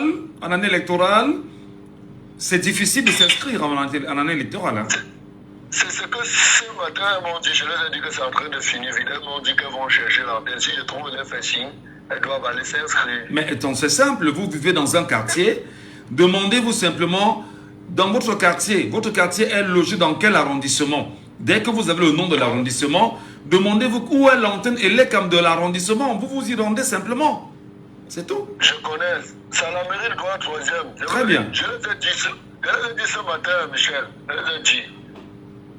Parce que tu vois que, comme le monsieur de la diaspora dit tout à l'heure, plus il s'agite dans le sable mouvant, plus il s'enfonce.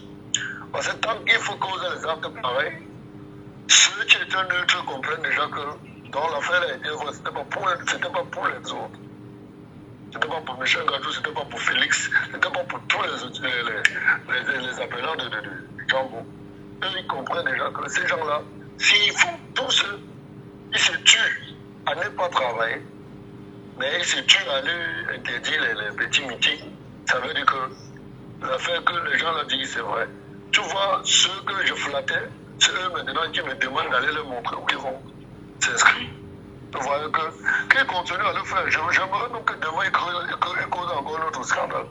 Pour que plus de membres ils vont tomber, ils ont peur, ils vont tomber. D'accord. Mais non, pour finir, est-ce qu'au moins, comme beaucoup l'ont conseillé, demande au MRC de refaire une nouvelle demande et d'imposer bien sûr à cette autorité administrative de changer de lieu. Parce que la loi la lui impose quand même. Oui, Michel, en connaissant le MRC, vous le savez, ils vont encore refaire. Ils vont refaire jusqu'à ce qu'ils vont changer de lieu et donner un endroit autre. Parce que les taureaux, il faudrait qu'on puisse savoir que si on parle avant de dire la vérité de ce qui ils viennent là-bas le mentir, ils n'auraient même plus dit que le mot que moi je ne veux pas prononcer, qui sont leurs bétail électoral. Ouais.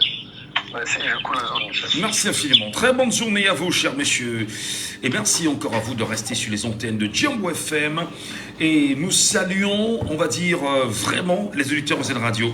Chaque jour, un peu plus que nombreux chaque jour. Allô, bonjour. Est-ce qu'il est avec nous? Allô, bonjour. 614 39 79 04. Bonjour. Des soucis naturellement pour le retour.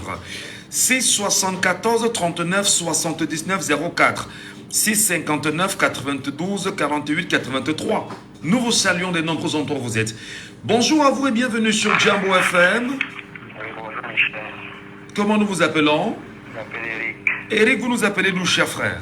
D'accord.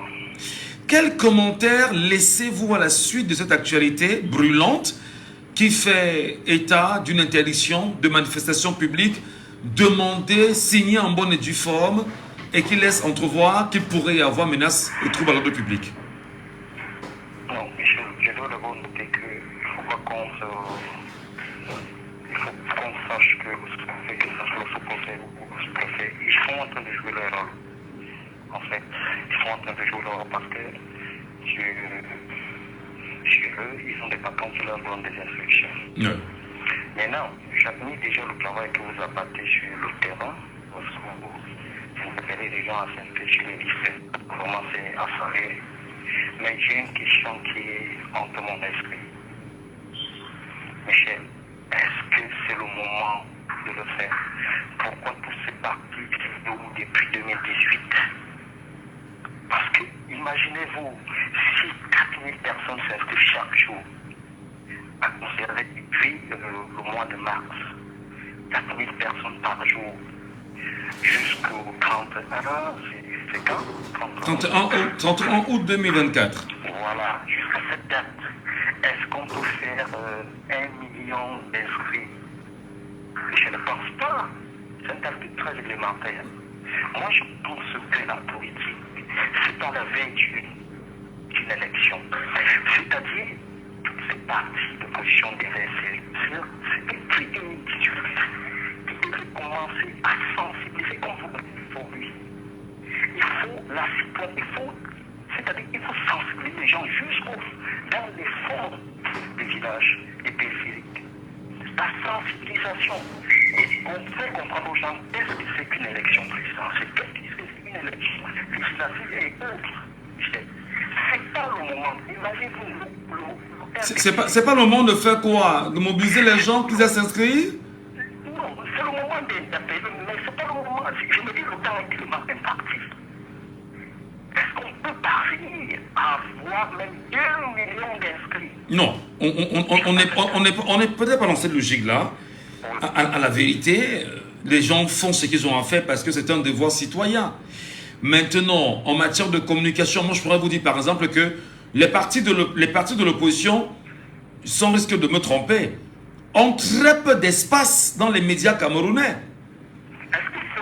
Permettez, non, je vais vous expliquer pour que vous compreniez très bien, peut-être pour sortir de ce sujet. Les partis de l'opposition ont très peu d'espace dans les médias camerounais. Je vous prends par exemple la chaîne publique nationale, comme nous appelons la CRTV, qui est la chaîne gérée par les Camerounais, la chaîne des Camerounais, la chaîne qui est gérée avec le budget de tout le peuple camerounais. Alors, regardez, donnez-moi, c'est-à-dire, quand vous regardez le journal de la CRTV par exemple, ou vous regardez même les contenus de la CRTV globalement, est-ce que vous ne rendez pas l'évidence qu'il y a une promotion qui est faite permanemment autour du RDPC, parti au pouvoir? Combien de Camerounais suivent la CRTV? Non, admettons que les Camerounais donnent de leur argent et ne suivent pas. Mais au moins, au niveau de la CRTV, lorsque vous regardez les éditions des journaux, on vous parlera toujours d'un rassemblement du RDPC, mais on ne vous parlera presque jamais de notre parti de l'opposition. Je prends encore l'exemple de 2018. Souvenez-vous que lorsqu'on faisait la campagne présidentielle à la télévision nationale, on ne citait pas MRC et on ne citait pas le nom de Maurice Kamto. C'est un exemple. Et c'était visible, tout le monde le voyait.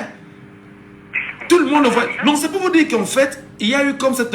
On a embrigadé en réalité les Camerounais. On a confisqué l'attention des Camerounais dans une logique qui voudrait même que vous ne songez même pas à regarder à côté. Malheureusement ou heureusement, les réseaux sociaux existent aujourd'hui. Voilà. Donc, dire que les gens ne peuvent pas s'inscrire, qu'on peut mettre 2 millions, je dis non. Alors, pour sortir ce sujet rapidement... Je n'ai pas dit que je me pose bien la question, est-ce oui. qu'on peut parvenir? Non, on peut parvenir. Je dis encore, il y a une initiative lancée par les Camerounais le 24 mai prochain. 24 mai prochain, on a demandé à 1 million de Camerounais convaincus. Vous savez qu'il y a 7,5 millions inscrits, n'est-ce pas? Non, je vous dis qu'il y a 7 millions de Camerounais inscrits, rendus publics, ce sont les chiffres de l'ECAM. Prenons les 7 millions de Camerounais et demi inscrits. Et que sur le chiffre de 7 millions de Camerounais et demi inscrits, que l'on prenne seulement 1 million, que 1 million de convaincus pour le changement se lèvent et disent que bon, voilà, nous allons tirer les mains de 5 personnes le 24 mai et que nous les conduirons simplement dans les 300 antennes communales de l'ECAM, dans les communes du Cameroun, et que nous les ferons inscrire. Vous êtes d'accord avec moi que 1 million de Camerounais qui tiendraient la main de 5 personnes par... Ça fait 5 millions de Camerounais qui seraient inscrits en une journée. On est d'accord sur ce principe au moins? Là, c'est un calcul mathématique, oui.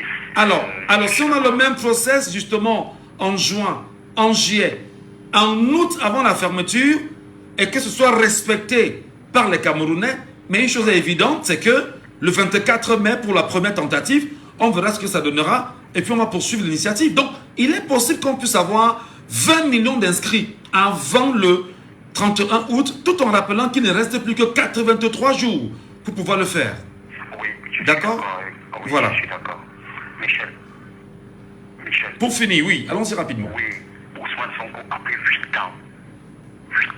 8 années. Vous comprenez? Sonko du Sénégal a pris 8 années, 2016. Il a commencé à sensibiliser. Oui, mais attendez, vous prenez l'exemple.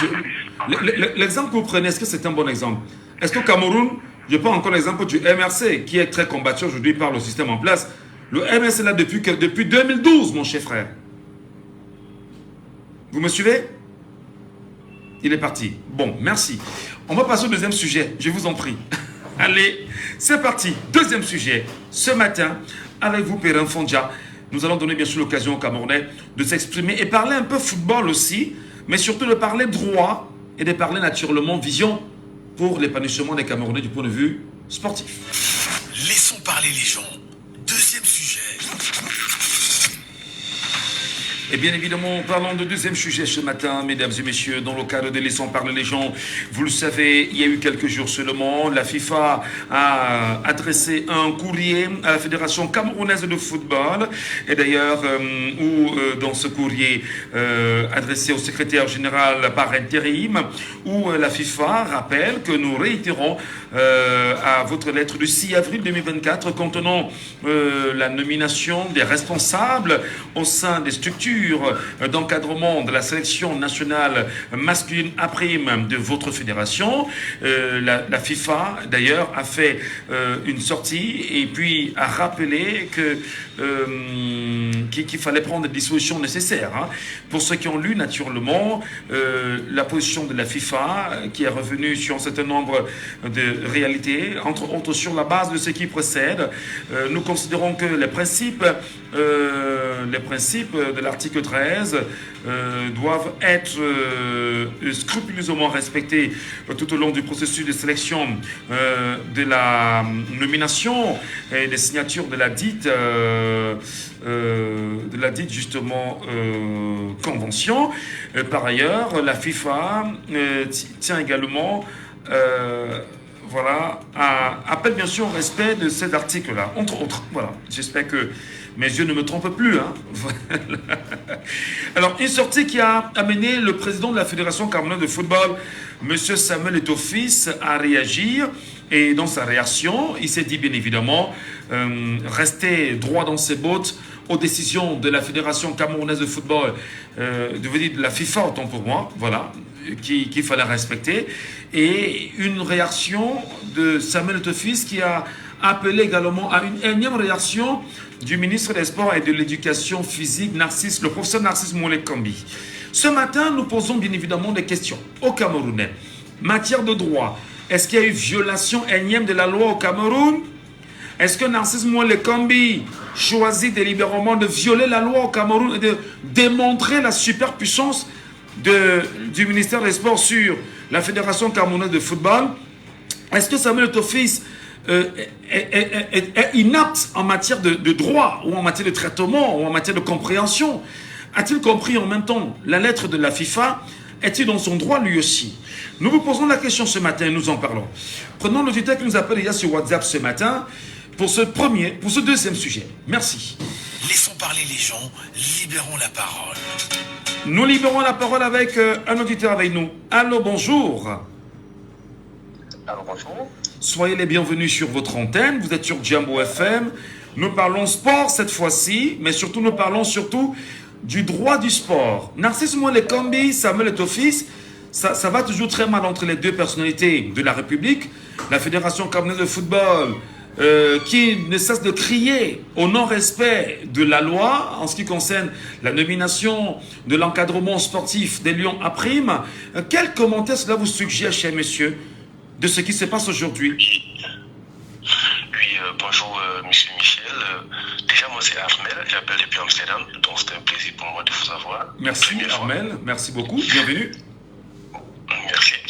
Alors, mon commentaire, déjà je commence par dire merci à tous les auditeurs, donc de tous ceux qui ont participé avant moi sur le sujet précédent. Je ne vais pas revenir là-dessus, je veux dire que ça contribue à l'évolution de ce programme qui non seulement sensibilise tous les Camerounais avec des sujets brûlants de l'actualité et surtout un réveil de conscience. Maintenant, pour aller trop au but pour ce sujet, déjà, je vais commencer par dire que nous sommes dans une logique où, que ce soit le ministère, que ce soit la FECAFOOT, ils sont tous dans un désordre. C'est-à-dire, la fédération est dans une position qui, depuis le début, voilà, je suis un peu perturbé, excusez-moi. Depuis le début, monsieur Michel, je vais l'approcher, s'il vous plaît. Je suis désolé, je rappelle dans un petit instant. D'accord, ok, merci. Sentez-vous à l'aise. L'antenne, c'est votre antenne, il n'y a pas de souci. C'est 74 39 79 04. 674 39 79 04. 659 92 48 83.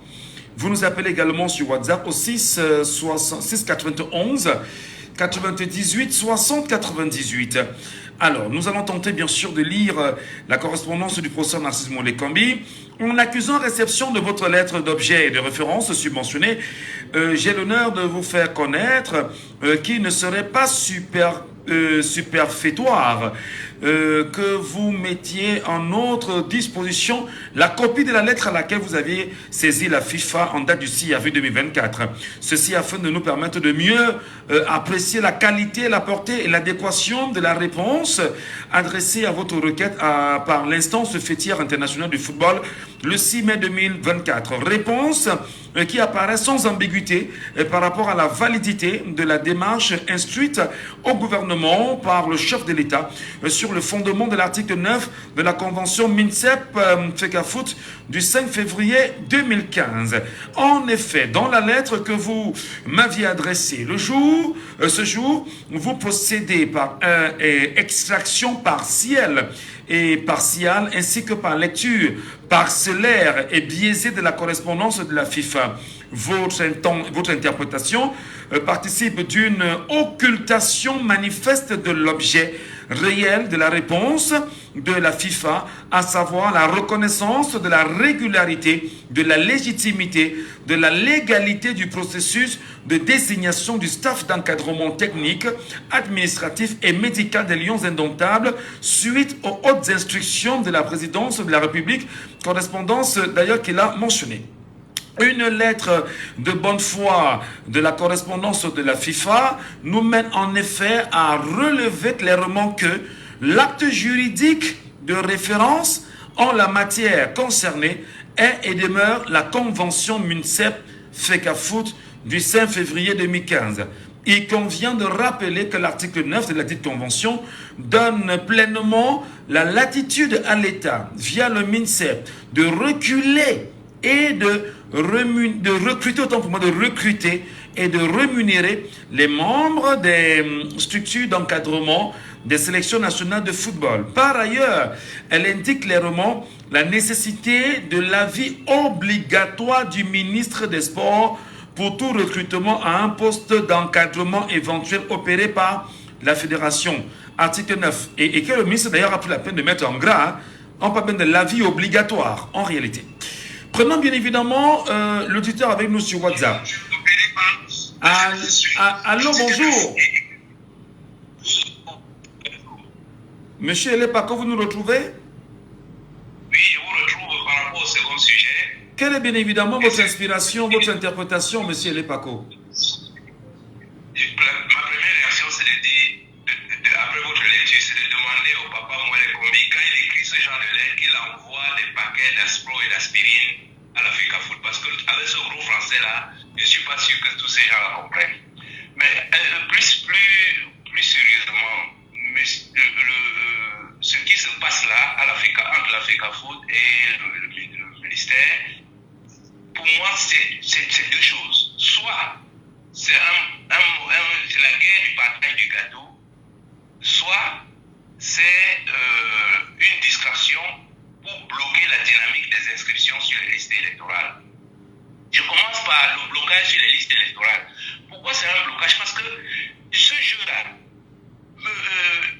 Samuel de la FECAFOOT, il connaît ce qui se passe. C'est-à-dire que la FIFA donne le droit à la FECAFOOT de choisir tous les personnels techniques et tout ce qu'il faut. Mais sauf que dans nos pays, nous sommes les pays pauvres. C'est l'État qui s'occupe de tous ces personnels-là. Mais au Cameroun en particulier, le regretté Ouana lorsqu'il avait assuré l'intérim, je ne sais pas comment on appelait ça, l'intérim de la FECAFOOT, a signé une convention, un contrat entre la FECAFOOT et le ministère, en disant si vous choisissez les candidats et nous on les paye, c'est nous qui signons, nous validons et nous payons. Et dans le cas cas présent, comme ils n'ont pas pu, comme dans la shortlist, on n'a pas choisi les candidats de la FECAFOOT, le ministère est totalement dans son droit. Donc il faut que les Camerounais oublient ça. Mais comment le ministère peut être dans son droit lorsque la loi dit qu'on a besoin de l'avis du ministère? Je vais bien comprendre. Non, c'est en fait parce que la FECAFOOT a cédé ses droits au ministère par cette convention qu'ils avaient signée en 2015 avec le professeur Joseph Owona. Le professeur Joseph, j'ai dit, allez lire les textes. Dans les textes, c'est inscrit que c'est le ministère qui paye, enfin, qui paye les gens qui recrutent.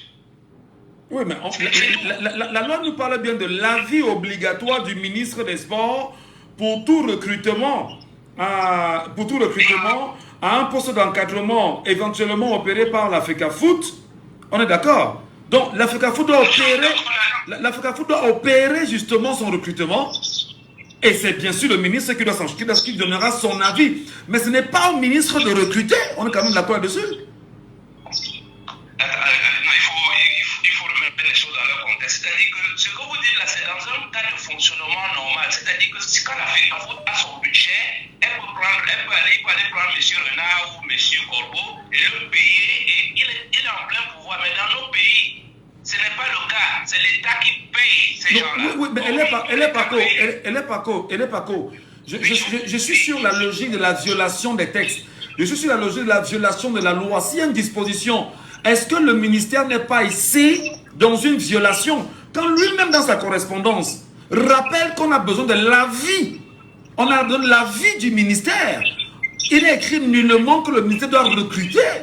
C'est à la Fédération camerounaise de football de recruter. Moi, je pense objectif quand même là-dessus. Non, je suis totalement objectif. Mais je vous dis, depuis 2015, c'est l'État qui recrute. Nous sommes d'accord. Voilà, donc même c'est l'État qui l'a recruté. Je vous dis, c'est pour ça que j'ai peur que cette histoire-là soit une manœuvre du RDPC pour occuper le terrain, alors que nous sommes focalisés sur les inscriptions sur les listes. Oui, c'est pas différent parce que si déjà on a violé les textes au niveau de l'ECAM, violé un certain nombre de faits dans la diaspora, est-ce qu'on n'est pas dans la continuité ou dans la preuve matérielle encore que le gouvernement camerounais ne vit que de la violation des textes aujourd'hui? Oui, bien entendu. Pourquoi oublier le rôle que joue le football dans les arguments de justification du pouvoir des Yaoundé? C'est-à-dire que, je vous ai déjà dit que le RDPC n'a jamais gagné. Mais ceux dont le RDPC a besoin, ils ont besoin d'arguments pour justifier leur victoire. Et le football a... On l'a perdu. Prenons l'auditeur, bien sûr, en ligne avec nous. Prenons l'auditeur. Allô? Il est parti. Sur la deuxième média, allô? Allô? Oui, bonjour. Oui, bonjour. Bienvenue sur Jambo FM. Nous vous appelons comment? Qui viole la loi des deux entre le MINSEP et la FECAFOOT? Qui a violé la loi? Dites-nous vraiment. Je pense que votre question peut-être de poser parce que, de toute évidence, Aïe, on a de la peine à vous entendre. Oui. Je dis, Aïe, la communication est trop hachée. Essayez de nous rappeler. Insistez sur le 674 39 79 04. Prenons l'auditeur qui est avec nous sur WhatsApp pendant qu'on y est. Allô, bonjour. Oui, allô? Oui, bonjour. Allô? Oui, bonjour, vous nous écoutez? Bonjour. Oui. Oui, c'est moi qui reviens. D'accord. Sur le deuxième sujet, nous voulons comprendre, est-ce que le ministère des Sports et de l'Éducation physique n'est pas dans une violation grave de la loi et mettant bien évidemment la FECAFOOT dos au mur? Bon, la question, ce n'est pas la question qu'il faut se poser. Parce que je pense que le frère qui est passé avant moi a essayé de mieux vous éclairer. La convention qu'ils ont citée avec le mémoire oui, vient, comme pour dire, n'est pas au-dessus de la loi. En fait, ça vient pour, j'ai envie de dire tantôt, accompagner jusqu'ici le décret qui a été signé. Et je vais dire tantôt... La convention. Cette convention, autant pour moi, cette convention donnait les pleins pouvoirs au MINSEP, qui est son supérieur hiérarchique, d'avoir jusqu'ici les yeux sur le fonctionnement et même sur la désignation du sélectionneur. Parce que du sélectionneur, je vais le citer lui-même Eto'o, là qui maintenant se plaint. L'équipe nationale A ne dépend plus de la fédération. Elle dépend plus du ministère des Sports, dont les décisions viennent plus du ministère des Sports que de la FECAFOOT. Mais je voudrais justement marteler que dans la toute dernière correspondance du ministre des Sports lui-même, il parle bien de l'avis obligatoire. Il a mentionné, c'est en gras, hein, avis obligatoire. Est-ce que dans cet avis obligatoire-là, est-ce que c'est écrit là, comment on dit ça, une imposition ou un devoir obligatoire du ministère de le faire? C'est jusqu'ici quand même les clauses de la convention, c'est ce qu'on essaie de vous faire. Oui, mais il y a l'avis. Un avis, c'est un avis obligatoire. Tu donnes ton avis, mais tu ne décides pas. Je suis d'accord. Mais si on s'en tient à même les ajustements d'Eto'o, pour ne pas être partisan, Eto'o lui-même a longtemps jusqu'ici géré la FECAFOOT en maître, sans toutefois rendre compte. Voyez-vous, ce qui est assez surprenant, c'est que quand Eto'o faisait ça, chaque fois, et c'était la convention qui venait comme quoi pour jusqu'ici essayer de, j'ai envie de dire tantôt, accompagner jusqu'ici le décret. Mais pourquoi est-ce que jusqu'ici, maintenant quand les choses n'arrangent pas ces gens, maintenant le ministre viole les lois? Il me semble, pour ne pas être partisan du RDPC, parce que jusqu'ici c'est notre véritable ennemi. Le ministre est un fin. Non, permettez-moi, il faut qu'on éclaire les auditeurs. Le ministre est un fin juriste. Et lui, il m'a précisé qu'en français facile, parce qu'il y a la continuité, la deuxième page de sa correspondance, il dit en français facile que longtemps, ils ont laissé Eto'o jusqu'ici gérer que ce soit les finances et tout, sans jamais avoir mis l'œil dessus. Et que maintenant, est-ce que Eto'o était même conscient qu'il a du rôle du ministère, du devoir du ministère d'avoir les yeux sur la gestion de l'argent public? Parce que la FECAFOOT, ce n'est pas l'entreprise de Eto'o. Que les exigeants qui m'écoutent m'excusent, parce qu'il faut pas qu'on confonde le talent de quelqu'un et le management. Non, c'est important. Eto'o est un bon footballeur, tout le monde, personne ne peut le nier. Si quelqu'un le nie, c'est que c'est une personne de mauvaise foi. Maintenant, il va du management. Et le management, il me semble bien, le ministre l'a rappelé, que Eto'o qui vient jusqu'ici, qu'on a violé les trucs. Eto'o lui-même est le premier, celui-là qui viole beaucoup, parce que quand il fallait voir les licenciements abusifs, c'était les conventions qui donnaient les pleins pouvoirs. Oui, mais sur la question, non, mais sur la question, je veux qu'on soit, allons-y rapidement, sur la question, donc, Samuel Eto'o fils n'a pas le droit de se plaindre, de rappeler au ministre que les textes n'ont pas été respectés. Moi, je veux qu'on soit objectif. Non, moi, je suis pas... Ils ont signé la convention qui vient jusqu'ici accompagner les qui vient réglementer jusqu'ici le fonctionnement. D'accord. Ok, merci. Il l'a dit, le ministre l'a bien précisé. On va donner la parole à quelqu'un d'autre. Convention qui jusqu'ici. Merci beaucoup, Durel. Merci beaucoup. Je vous en prie. Donnons la parole à quelqu'un d'autre également avec nous en ligne. Allô, bonjour. Bonjour, monsieur Gadjou. Soyez les bienvenus, cher monsieur. Nous vous appelons comment? C'est moi qui reviens sur Mokhtar depuis le marché des chèvres. Mokhtar depuis le marché des chèvres. Alors, dites-nous concrètement, qu'est-ce que vous comprenez des deux correspondances, une même des trois correspondances, celle de la FIFA, celle de Samuel Eto'o fils, président de la FECAFOOT, et la toute dernière correspondance du ministre des Sports et de l'Éducation physique. Qui doit respecter les textes ici?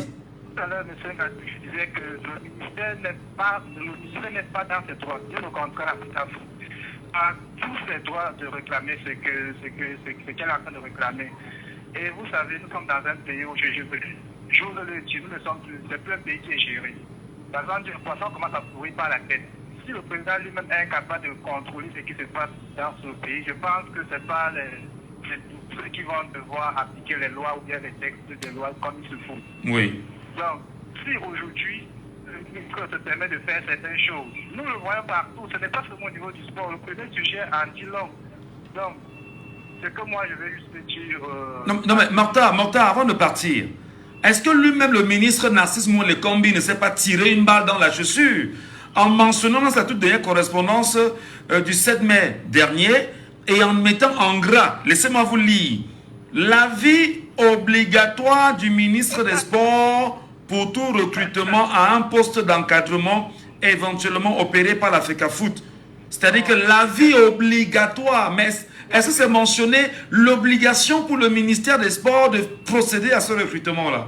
Vous voyez que ça devient tellement très drôle lorsque vous redisez ce passage. Ça devient très drôle parce que, de toute évidence, lui-même, il sait qu'il est en tort. Il est en tort et puis il utilise les moyens du pouvoir pour pouvoir museler Samuel Eto'o. Mais tout comme soyons rassurés que la loi va être appliquée, puisque la FIFA a déjà mis l'aide. Et je pense que le ministre peut être au-dessus de la FIFA, sauf à s'inquiéter toujours dans cette même lancée et puis éviter que le Cameroun soit sanctionné et puis peut-être même retiré de toutes les compétitions FIFA. Bon.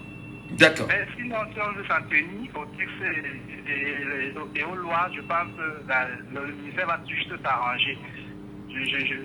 Très bien. Merci beaucoup, Mokhtar. Et je voudrais, avec votre respect, madame, monsieur, permettez que je lise quand même cette dernière, ce paragraphe. Le gouvernement a bien respecté les termes de cette convention. La réponse de la FIFA est dans le fond et par prétérition, sans ambiguïté à cet égard. Au demeurant, le gouvernement a toujours fait montre d'ouverture ainsi que les traduisent les concertations courantes entre la FECAFOOT et le MINSEP, sous l'égide du ministre secrétaire général des services du Premier ministre, qui n'est pas membre de la FIFA, il faut le rappeler. Ces concertations pourraient, en cas de nécessité, s'intensifier et ingérer divers sujets, notamment le contrôle de l'usage des deniers publics mis à la disposition de la FECAFOOT par l'État, la maîtrise de l'état civil des footballeurs, l'amélioration du cadre collaboratif, le bon usage des ressources humaines disponibles, le recyclage et le perfectionnement des personnels d'encadrement, en cohérence avec les évolutions techniques actuelles, la rémunération et la gestion des carrières des footballeurs professionnels, l'amélioration de la gouvernance et la prévention des conflits au sein du football camerounais, etc. Dans l'immédiat, suite à la correspondance de la FIFA, il importe que la FECAFOOT assume les obligations qui sont les siennes au terme de la convention MINSEP-FECAFOOT en vigueur, en facilitant le travail du staff technique dont la désignation des membres ne souffre d'aucune irrégularité. Voilà ce que le ministre rappelle. Je veux qu'on en parle vraiment. Je souhaite qu'on en parle. C'est vrai, on vous dira que le journaliste n'a pas de position à prendre, mais moi je veux comprendre. Prenons la parole du terrain. Allô, bonjour. Bonjour, Michel. Nous vous appelons comment? Elvis Domo. Est-ce que le ministre n'est pas en train de faire ce qu'on appelle vulgairement au Cameroun le Sissia à Samuel Eto'o fils? Allô? Oui, est-ce que Narcisse Moule Kombi n'est pas en train de faire ce qu'on appelle vulgairement chez nous le Sissia à Samuel Eto'o fils? Oui, Michel, à ce qui me concerne sur ce problème, s'il faut appeler le chien par son nom, n'est-ce pas? Oui. Le véritable problème, c'est votre Eto'o. Ça prouve combien de fois il est incompétent de gérer la FECAFOOT. C'est tout. Parce qu'il est venu trouver les conventions, il n'a pas voulu lire avant de s'engager avec la FECAFOOT. Le ministre est dans ses droits normaux. Mais le ministre dans son droit, le ministre dans son droit comment? Allô? Allô? Oui, Michel. Le ministre lui-même dit ceci, je relis encore, hein, c'est pas moi. Le ministre dit que, écoutez très bien, l'acte juridique de référence en la matière concernée est et demeure la convention MINSEP-FECAFOOT du 5 février 2015. Il convient de rappeler que l'article 9 de la dite convention donne pleinement la latitude à l'État, via le MINSEP, de recruter et de rémunérer les membres de la structure d'encadrement de sélection nationale de football. Donc, le ministre dit qu'il a le droit de le faire. Par ailleurs, il dit bien encore que par ailleurs, elle indique clairement la nécessité de l'avis obligatoire du ministre. Je veux comprendre, mon frère. Dites-moi, peut-être c'est moi qui ne comprends pas. Oui. Si on n'était pas peut-être dans un pays où le faux a tout pris, est-ce qu'on devait d'abord confier la FECAFOOT à un seul individu comme ce monsieur Eto'o? Non, la FECAFOOT, il y a un président, c'est une fédération, c'est une association. C'est une association. Est-ce qu'il a consulté ces conventions avant de s'engager? Mais comment est-ce qu'il est ignorant de la convention? Bon, si je comprends bien, dans le texte de cette convention de 2015, le ministre est dans ses droits, d'après moi. Mais comment... Donc, ça veut dire que le débat, quand on élargit le débat à ce niveau, c'est pour distraire les Camerounais. Non, à la base, c'est que comment le ministre a pu nommer les membres, c'est-à-dire que tout l'encadrement technique de Lyon a pris, sans recourir. Moi, je suis quelqu'un de... Moi, je suis dans le... Je ne suis pas un fan de Samuel Etofi, c'est pourquoi on s'entend très bien. Comment le ministre peut faire cette nomination sans recourir à l'avis de la FECAFOOT? Est-ce qu'il n'y a pas de violation quelque part? Soyons objectifs, soyons réels. Est-ce qu'il n'y a pas une faute quelque part? Je ne vois pas là où il y a une violation. Donc, le ministre est dans ses droits. Il est dans ses droits. Il rentre consulter ou modifier le texte de la convention de 2015 et il reprend les choses en main. C'est la FECAFOOT qui avait privatisé ses fonds, ses devoirs. Très bien. Merci. Merci, bonne journée à vous. Sur WhatsApp, on a un auditeur. Allô, bonjour. Nous vous appelons comment? Nous vous écoutons. La voix est très, très, très basse, Stéphane. Moi, c'est Stéphane depuis Tamja. D'accord, Stéphane. Qui viole la loi ici? C'est le ministre? Est-ce que Samuel Etofi n'a pas le droit de se plaindre de l'attitude du ministre quand même? Désolé de vous décevoir. Moi, je trouve que ça, c'est un problème des gens qui mangent 3 fois par jour. Et vous avez raison. Le peuple camerounais ne mange pas 3 fois par jour. Oui, mais attendez, Stéphane. Depuis Tamja, nous sommes d'accord que ces gens-là mangent 3. Ils mangent même 10 fois par jour. Il n'y a pas de judo à Tamja. Oui, mais nous appelons bien sûr au respect des textes à tous les niveaux. Qui a violé ici? N'a-t-on pas le droit de se plaindre? Parce que si les gens le font dans le sport, c'est la preuve qu'on le fait à tous les niveaux. En vous empêchant même vous à Tamja d'avoir de l'eau aussi, non? Vous avez le droit d'avoir de l'eau à Tamja. J'ai vu un commentaire qui disait vous plaignez de la gestion de la FECAFOOT, du ministère dans la FECAFOOT. Vous ne plaignez pas de la gestion du ministère dans la FECAFOOT, vous plaignez de la gestion de l'AT dans les partis politiques. Donc vous voyez que tout ça, les gens vont nous mettre un embryo, on ne va pas s'en sortir. Donc on est dans l'embrouille, quoi. Le sport, c'est la distraction pour les pays qui ont évolué, qui ont la peine de travailler dessus. Nous, on n'est pas encore à ce niveau-là. Si on veut parler de M. Eto'o est illégitime depuis le début. Donc il a double nationalité, donc il ne pouvait pas être éligible au Cameroun. Donc nous qui sommes de la diaspora, on empêche de nous inscrire sur les listes électorales. On impute maintenant une nouvelle loi dans les titres de séjour. Et tout s'est inscrit aux élections passées sur quelle base? M. Gadjou, le débat si dans le cas où on est maintenant, c'est un débat qui ne va pas en sortir. Et sinon, ça nous aide en rien. Ils sont les gens dans leur victoire. Ils mangent 3 fois par jour. Nous, le bas plus bon sou. On n'a pas le droit d'attendre depuis 9 mois. Il doit découper l'électrogène, il a les fourrages. Le ministère, il mange bien. Ce sont les gens qui sont en la retraite. Ils sont en train de discuter les parts pour les pensions de demain. Nous, on n'a pas encore de pensions. Nous n'avons pas son droit à la pension demain. Donc, M. Gadjou, désolé, vous dire que je ne peux pas reprendre à ce genre de débat. Et vous êtes libre. Vous êtes libre.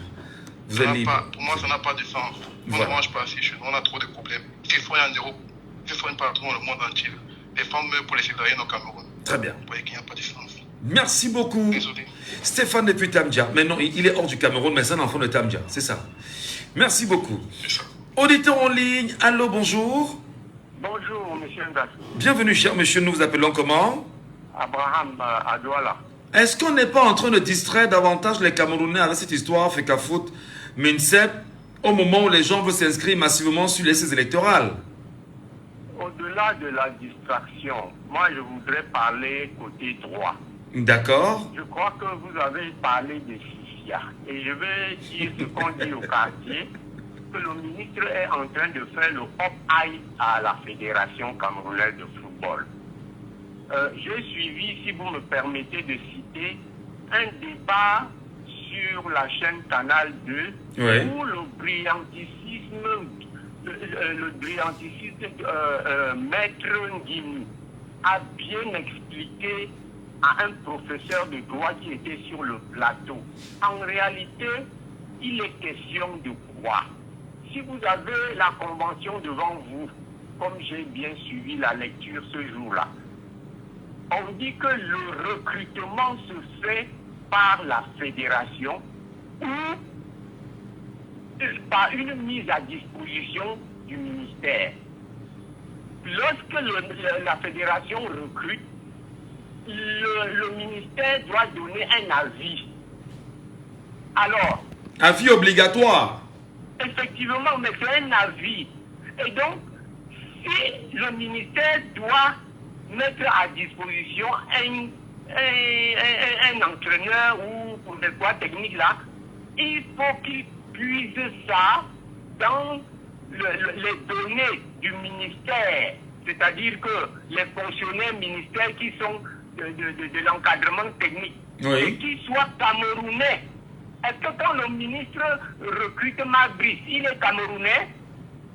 Le rôle du ministre est de puiser au cas où l'État ou bien la fédération n'arrive pas à trouver, ou bien s'il y a des techniciens au ministère qui relèvent de la fonction publique, il peut mettre ces gens à la disposition. Alors, quand le ministre fait dans le recrute pour mettre à la disposition. Jamais. Quand il fait dans le up-eye, comme vous le dites justement, quand il fait ce up-eye là, pour reprendre l'expression très camerounaise, que doit faire la FECAFOOT? Céder? Accepter? Non, si la FECAFOOT accepte, ce n'est que parce qu'on veut la paix. Mais en réalité, la FECAFOOT est dans son bon droit, malgré la convention.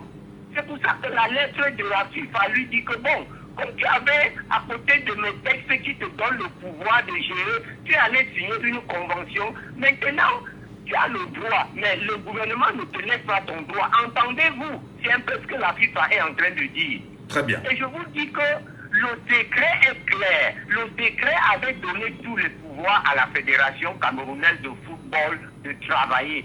C'est parce que les gens du ministère ont vu que peut-être ils n'auront plus l'œil sur l'argent. Parce que tout ça, c'est question d'argent. Et on a signé donc cette convention. Souvenez-vous que c'est le feu professeur Ouna qui avait signé ça. Et souvenez-vous aussi que lui-même, en son temps, lorsqu'il a fait la normalisation, en tant que professeur de droit, il n'a pas éclairé un bon nombre de choses. Simplement parce qu'il faut créer l'emboglio comme ça. Très bien, merci. Merci. Oui, pour finir. Le ministère est en train de faire le up-eye à la Fédération camerounaise de football. Si le ministère devrait recruter ce qu'il va prendre dans les données du ministère pour donner à la FECAFOOT, il ne peut pas, selon la convention, aller prendre quelqu'un à l'extérieur pour envoyer à la Fédération camerounaise de football. La fédération doit trouver un entraîneur ou, je ne sais pas, un staff technique. Le ministère donne son avis. Je prends un exemple. Comme il a dit qu'ils étaient chers, il pouvait dire que non, tel est cher, tel est cher. Retrouver un autre qui soit à notre portée. C'est comme ça que je dis que non, il est cher, je vous présente celui-ci, ils n'en ont pas le droit conformément à la convention. Merci. Mise à disposition, voilà le vocable qui fait problème. Maître Nguini, par votre radio, je le félicite parce qu'il a très bien compris, il a très bien expliqué cela aux citoyens. Les gens qui ont maille à partir avec Eto, ça n'a rien à voir avec cette convention. Absolument. On respecte la loi. Et la loi ne donne pas ici, fut-il la convention, ne donne pas le droit au ministère de recruter un entraîneur. Hein? On dit que le recrutement se fait par la fédération. Et si c'est le ministère qui doit faire, il doit mettre à disposition. Et mettre à disposition veut dire qu'il prend un fonctionnaire. On ne met pas à disposition quelqu'un qu'on a recruté de l'extérieur. Il faut que les Camerounais comprennent. C'est de ça qu'il est question, M. Mbadou. Merci beaucoup, cher monsieur. Très bonne journée. Merci pour votre éclairage. Merci infiniment. Auditeur en ligne sur WhatsApp. Allô, bonjour.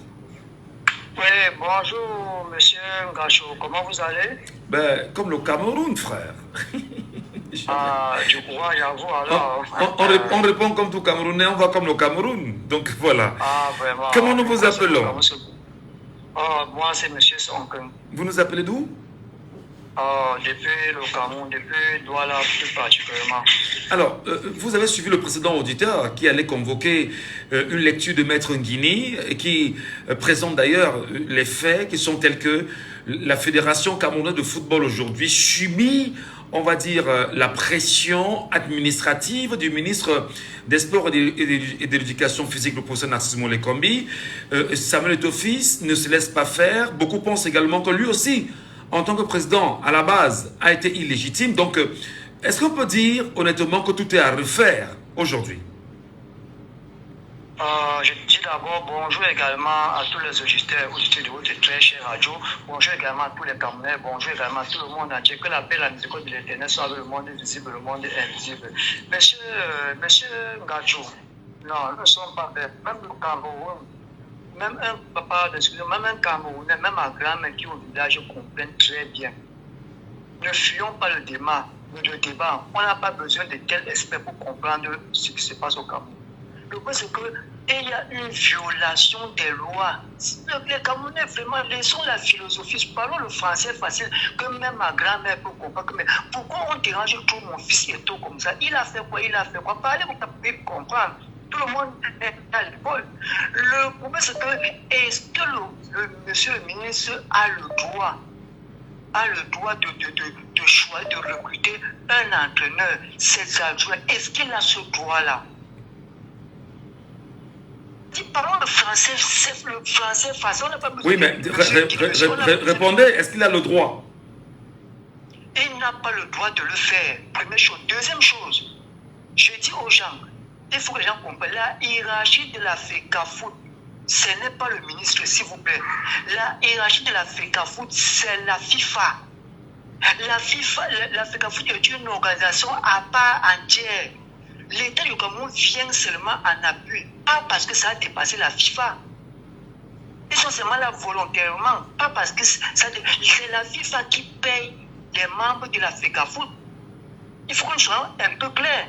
Et si le ministre veut le faire, ça veut dire qu'il est en train de violer, il est en plein, il viole d'abord le décret présidentiel, il viole ses propres textes, et il viole la loi.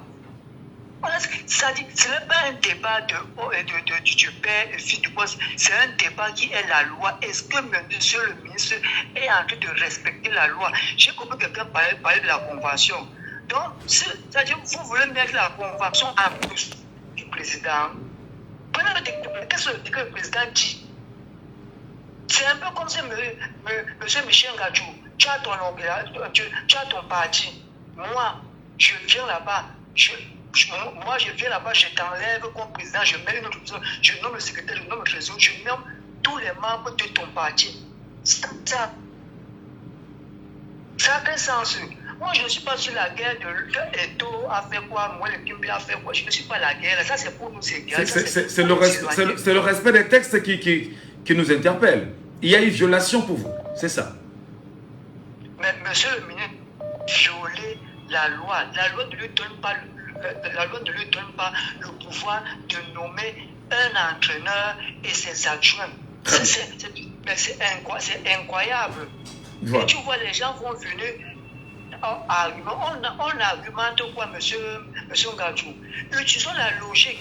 Si nous sommes un pays qui respecte ses lois, interpellons la loi. Qu'est-ce que la loi dit par rapport à qui va l'entraîneur, ses adjoints et le coordonnateur. Le ministre, il sur tout ça. Et vous voyez les gens soutenir sans quelle base? La loi dit quoi? Si nous réfléchissons rien que de façon basique, M. Ngadjo, on n'a pas besoin de faire la philosophie. Et je termine en disant que M. Ngadjo, il faut que les Camerounais fassent très attention. Tu peux détester M. Samuel Eto'o, tu peux avoir de la haine envers lui, mais si tu vois qu'il est victime d'une injustice, que tu acceptes cela, que cette injustice-là doit l'emporter, sache que demain, cette injustice-là que M. Samuel Eto'o est victime-là, ça va se retourner contre toi et ne te plains pas. Oui, mais à chaque fois que les Camerounais rappellent quand même à Samuel Eto'o que lui-même en 2018, au sorti d'une rencontre avec le président de la République, Yamad Ahmad, a dit ouvertement que le choix qu'il devait faire pour 2018 était pour le Bianon. Donc les Camerounais lui rappellent tout le temps, que il faut justement accepter de vivre dans le même système que toi tu as validé. Donc c'était juste une parenthèse. Bon, merci beaucoup, merci. On a très peu de temps. Non, c'est terminé vraiment. Merci, très bonne journée. Et à bientôt, chers frères, à bientôt. L'émission est terminée pour ce matin, madame, messieurs. Mais avant de partir, on a nous aussi le devoir de vous dire, écoutez, nous avons parlé un peu de football ce matin parce que c'est l'actualité. Si ça ne dépendait que de moi, je ne parlerais pas football. Je parle de moi, Michel Ngadjo. Je ne parlerai pas football parce que le football, c'est l'option du peuple aujourd'hui au Cameroun. On se sert du football aujourd'hui au Cameroun pour vous éloigner de l'essentiel. On se sert justement du football aujourd'hui au Cameroun pour amener nos petits frères à être de plus en plus présents dans les jeux de hasard. D'ailleurs, regardez ce qui s'est passé hier avec le Paris Saint-Germain qui jouait. Combien pleuraient hier parce qu'ils ont misé. Et à moi de vous rappeler tout le temps que, chers petits frères, sortez de ces endroits, allez chercher vos cartes d'électeurs. Allez chercher vos cartes d'électeurs parce qu'en 2025, vous devez voter vos maires, vos députés, vos conseils municipaux et votre président de la République pour tenter de renverser la vapeur et de redéfinir la trajectoire de votre vie. La vie, ce n'est pas le njambo. La vie, ce n'est pas le hasard. La vie, ce n'est pas le jeu. Oui, il faut s'amuser, il faut se divertir. Mais seulement nous pensons que nous avons tellement faim qu'on n'a même pas le temps d'abord de manger convenablement que les petits 300 francs que je dois avoir, je vais encore donner rapidement dans un jeu de je ne sais trop quoi. Donc le football aujourd'hui, véritablement, comme je l'ai toujours dit, n'a jamais développé un pays. À demain. C'était Laissons parler les gens, que vous pourrez réécouter en podcast sur notre page Facebook Jambo FM 91.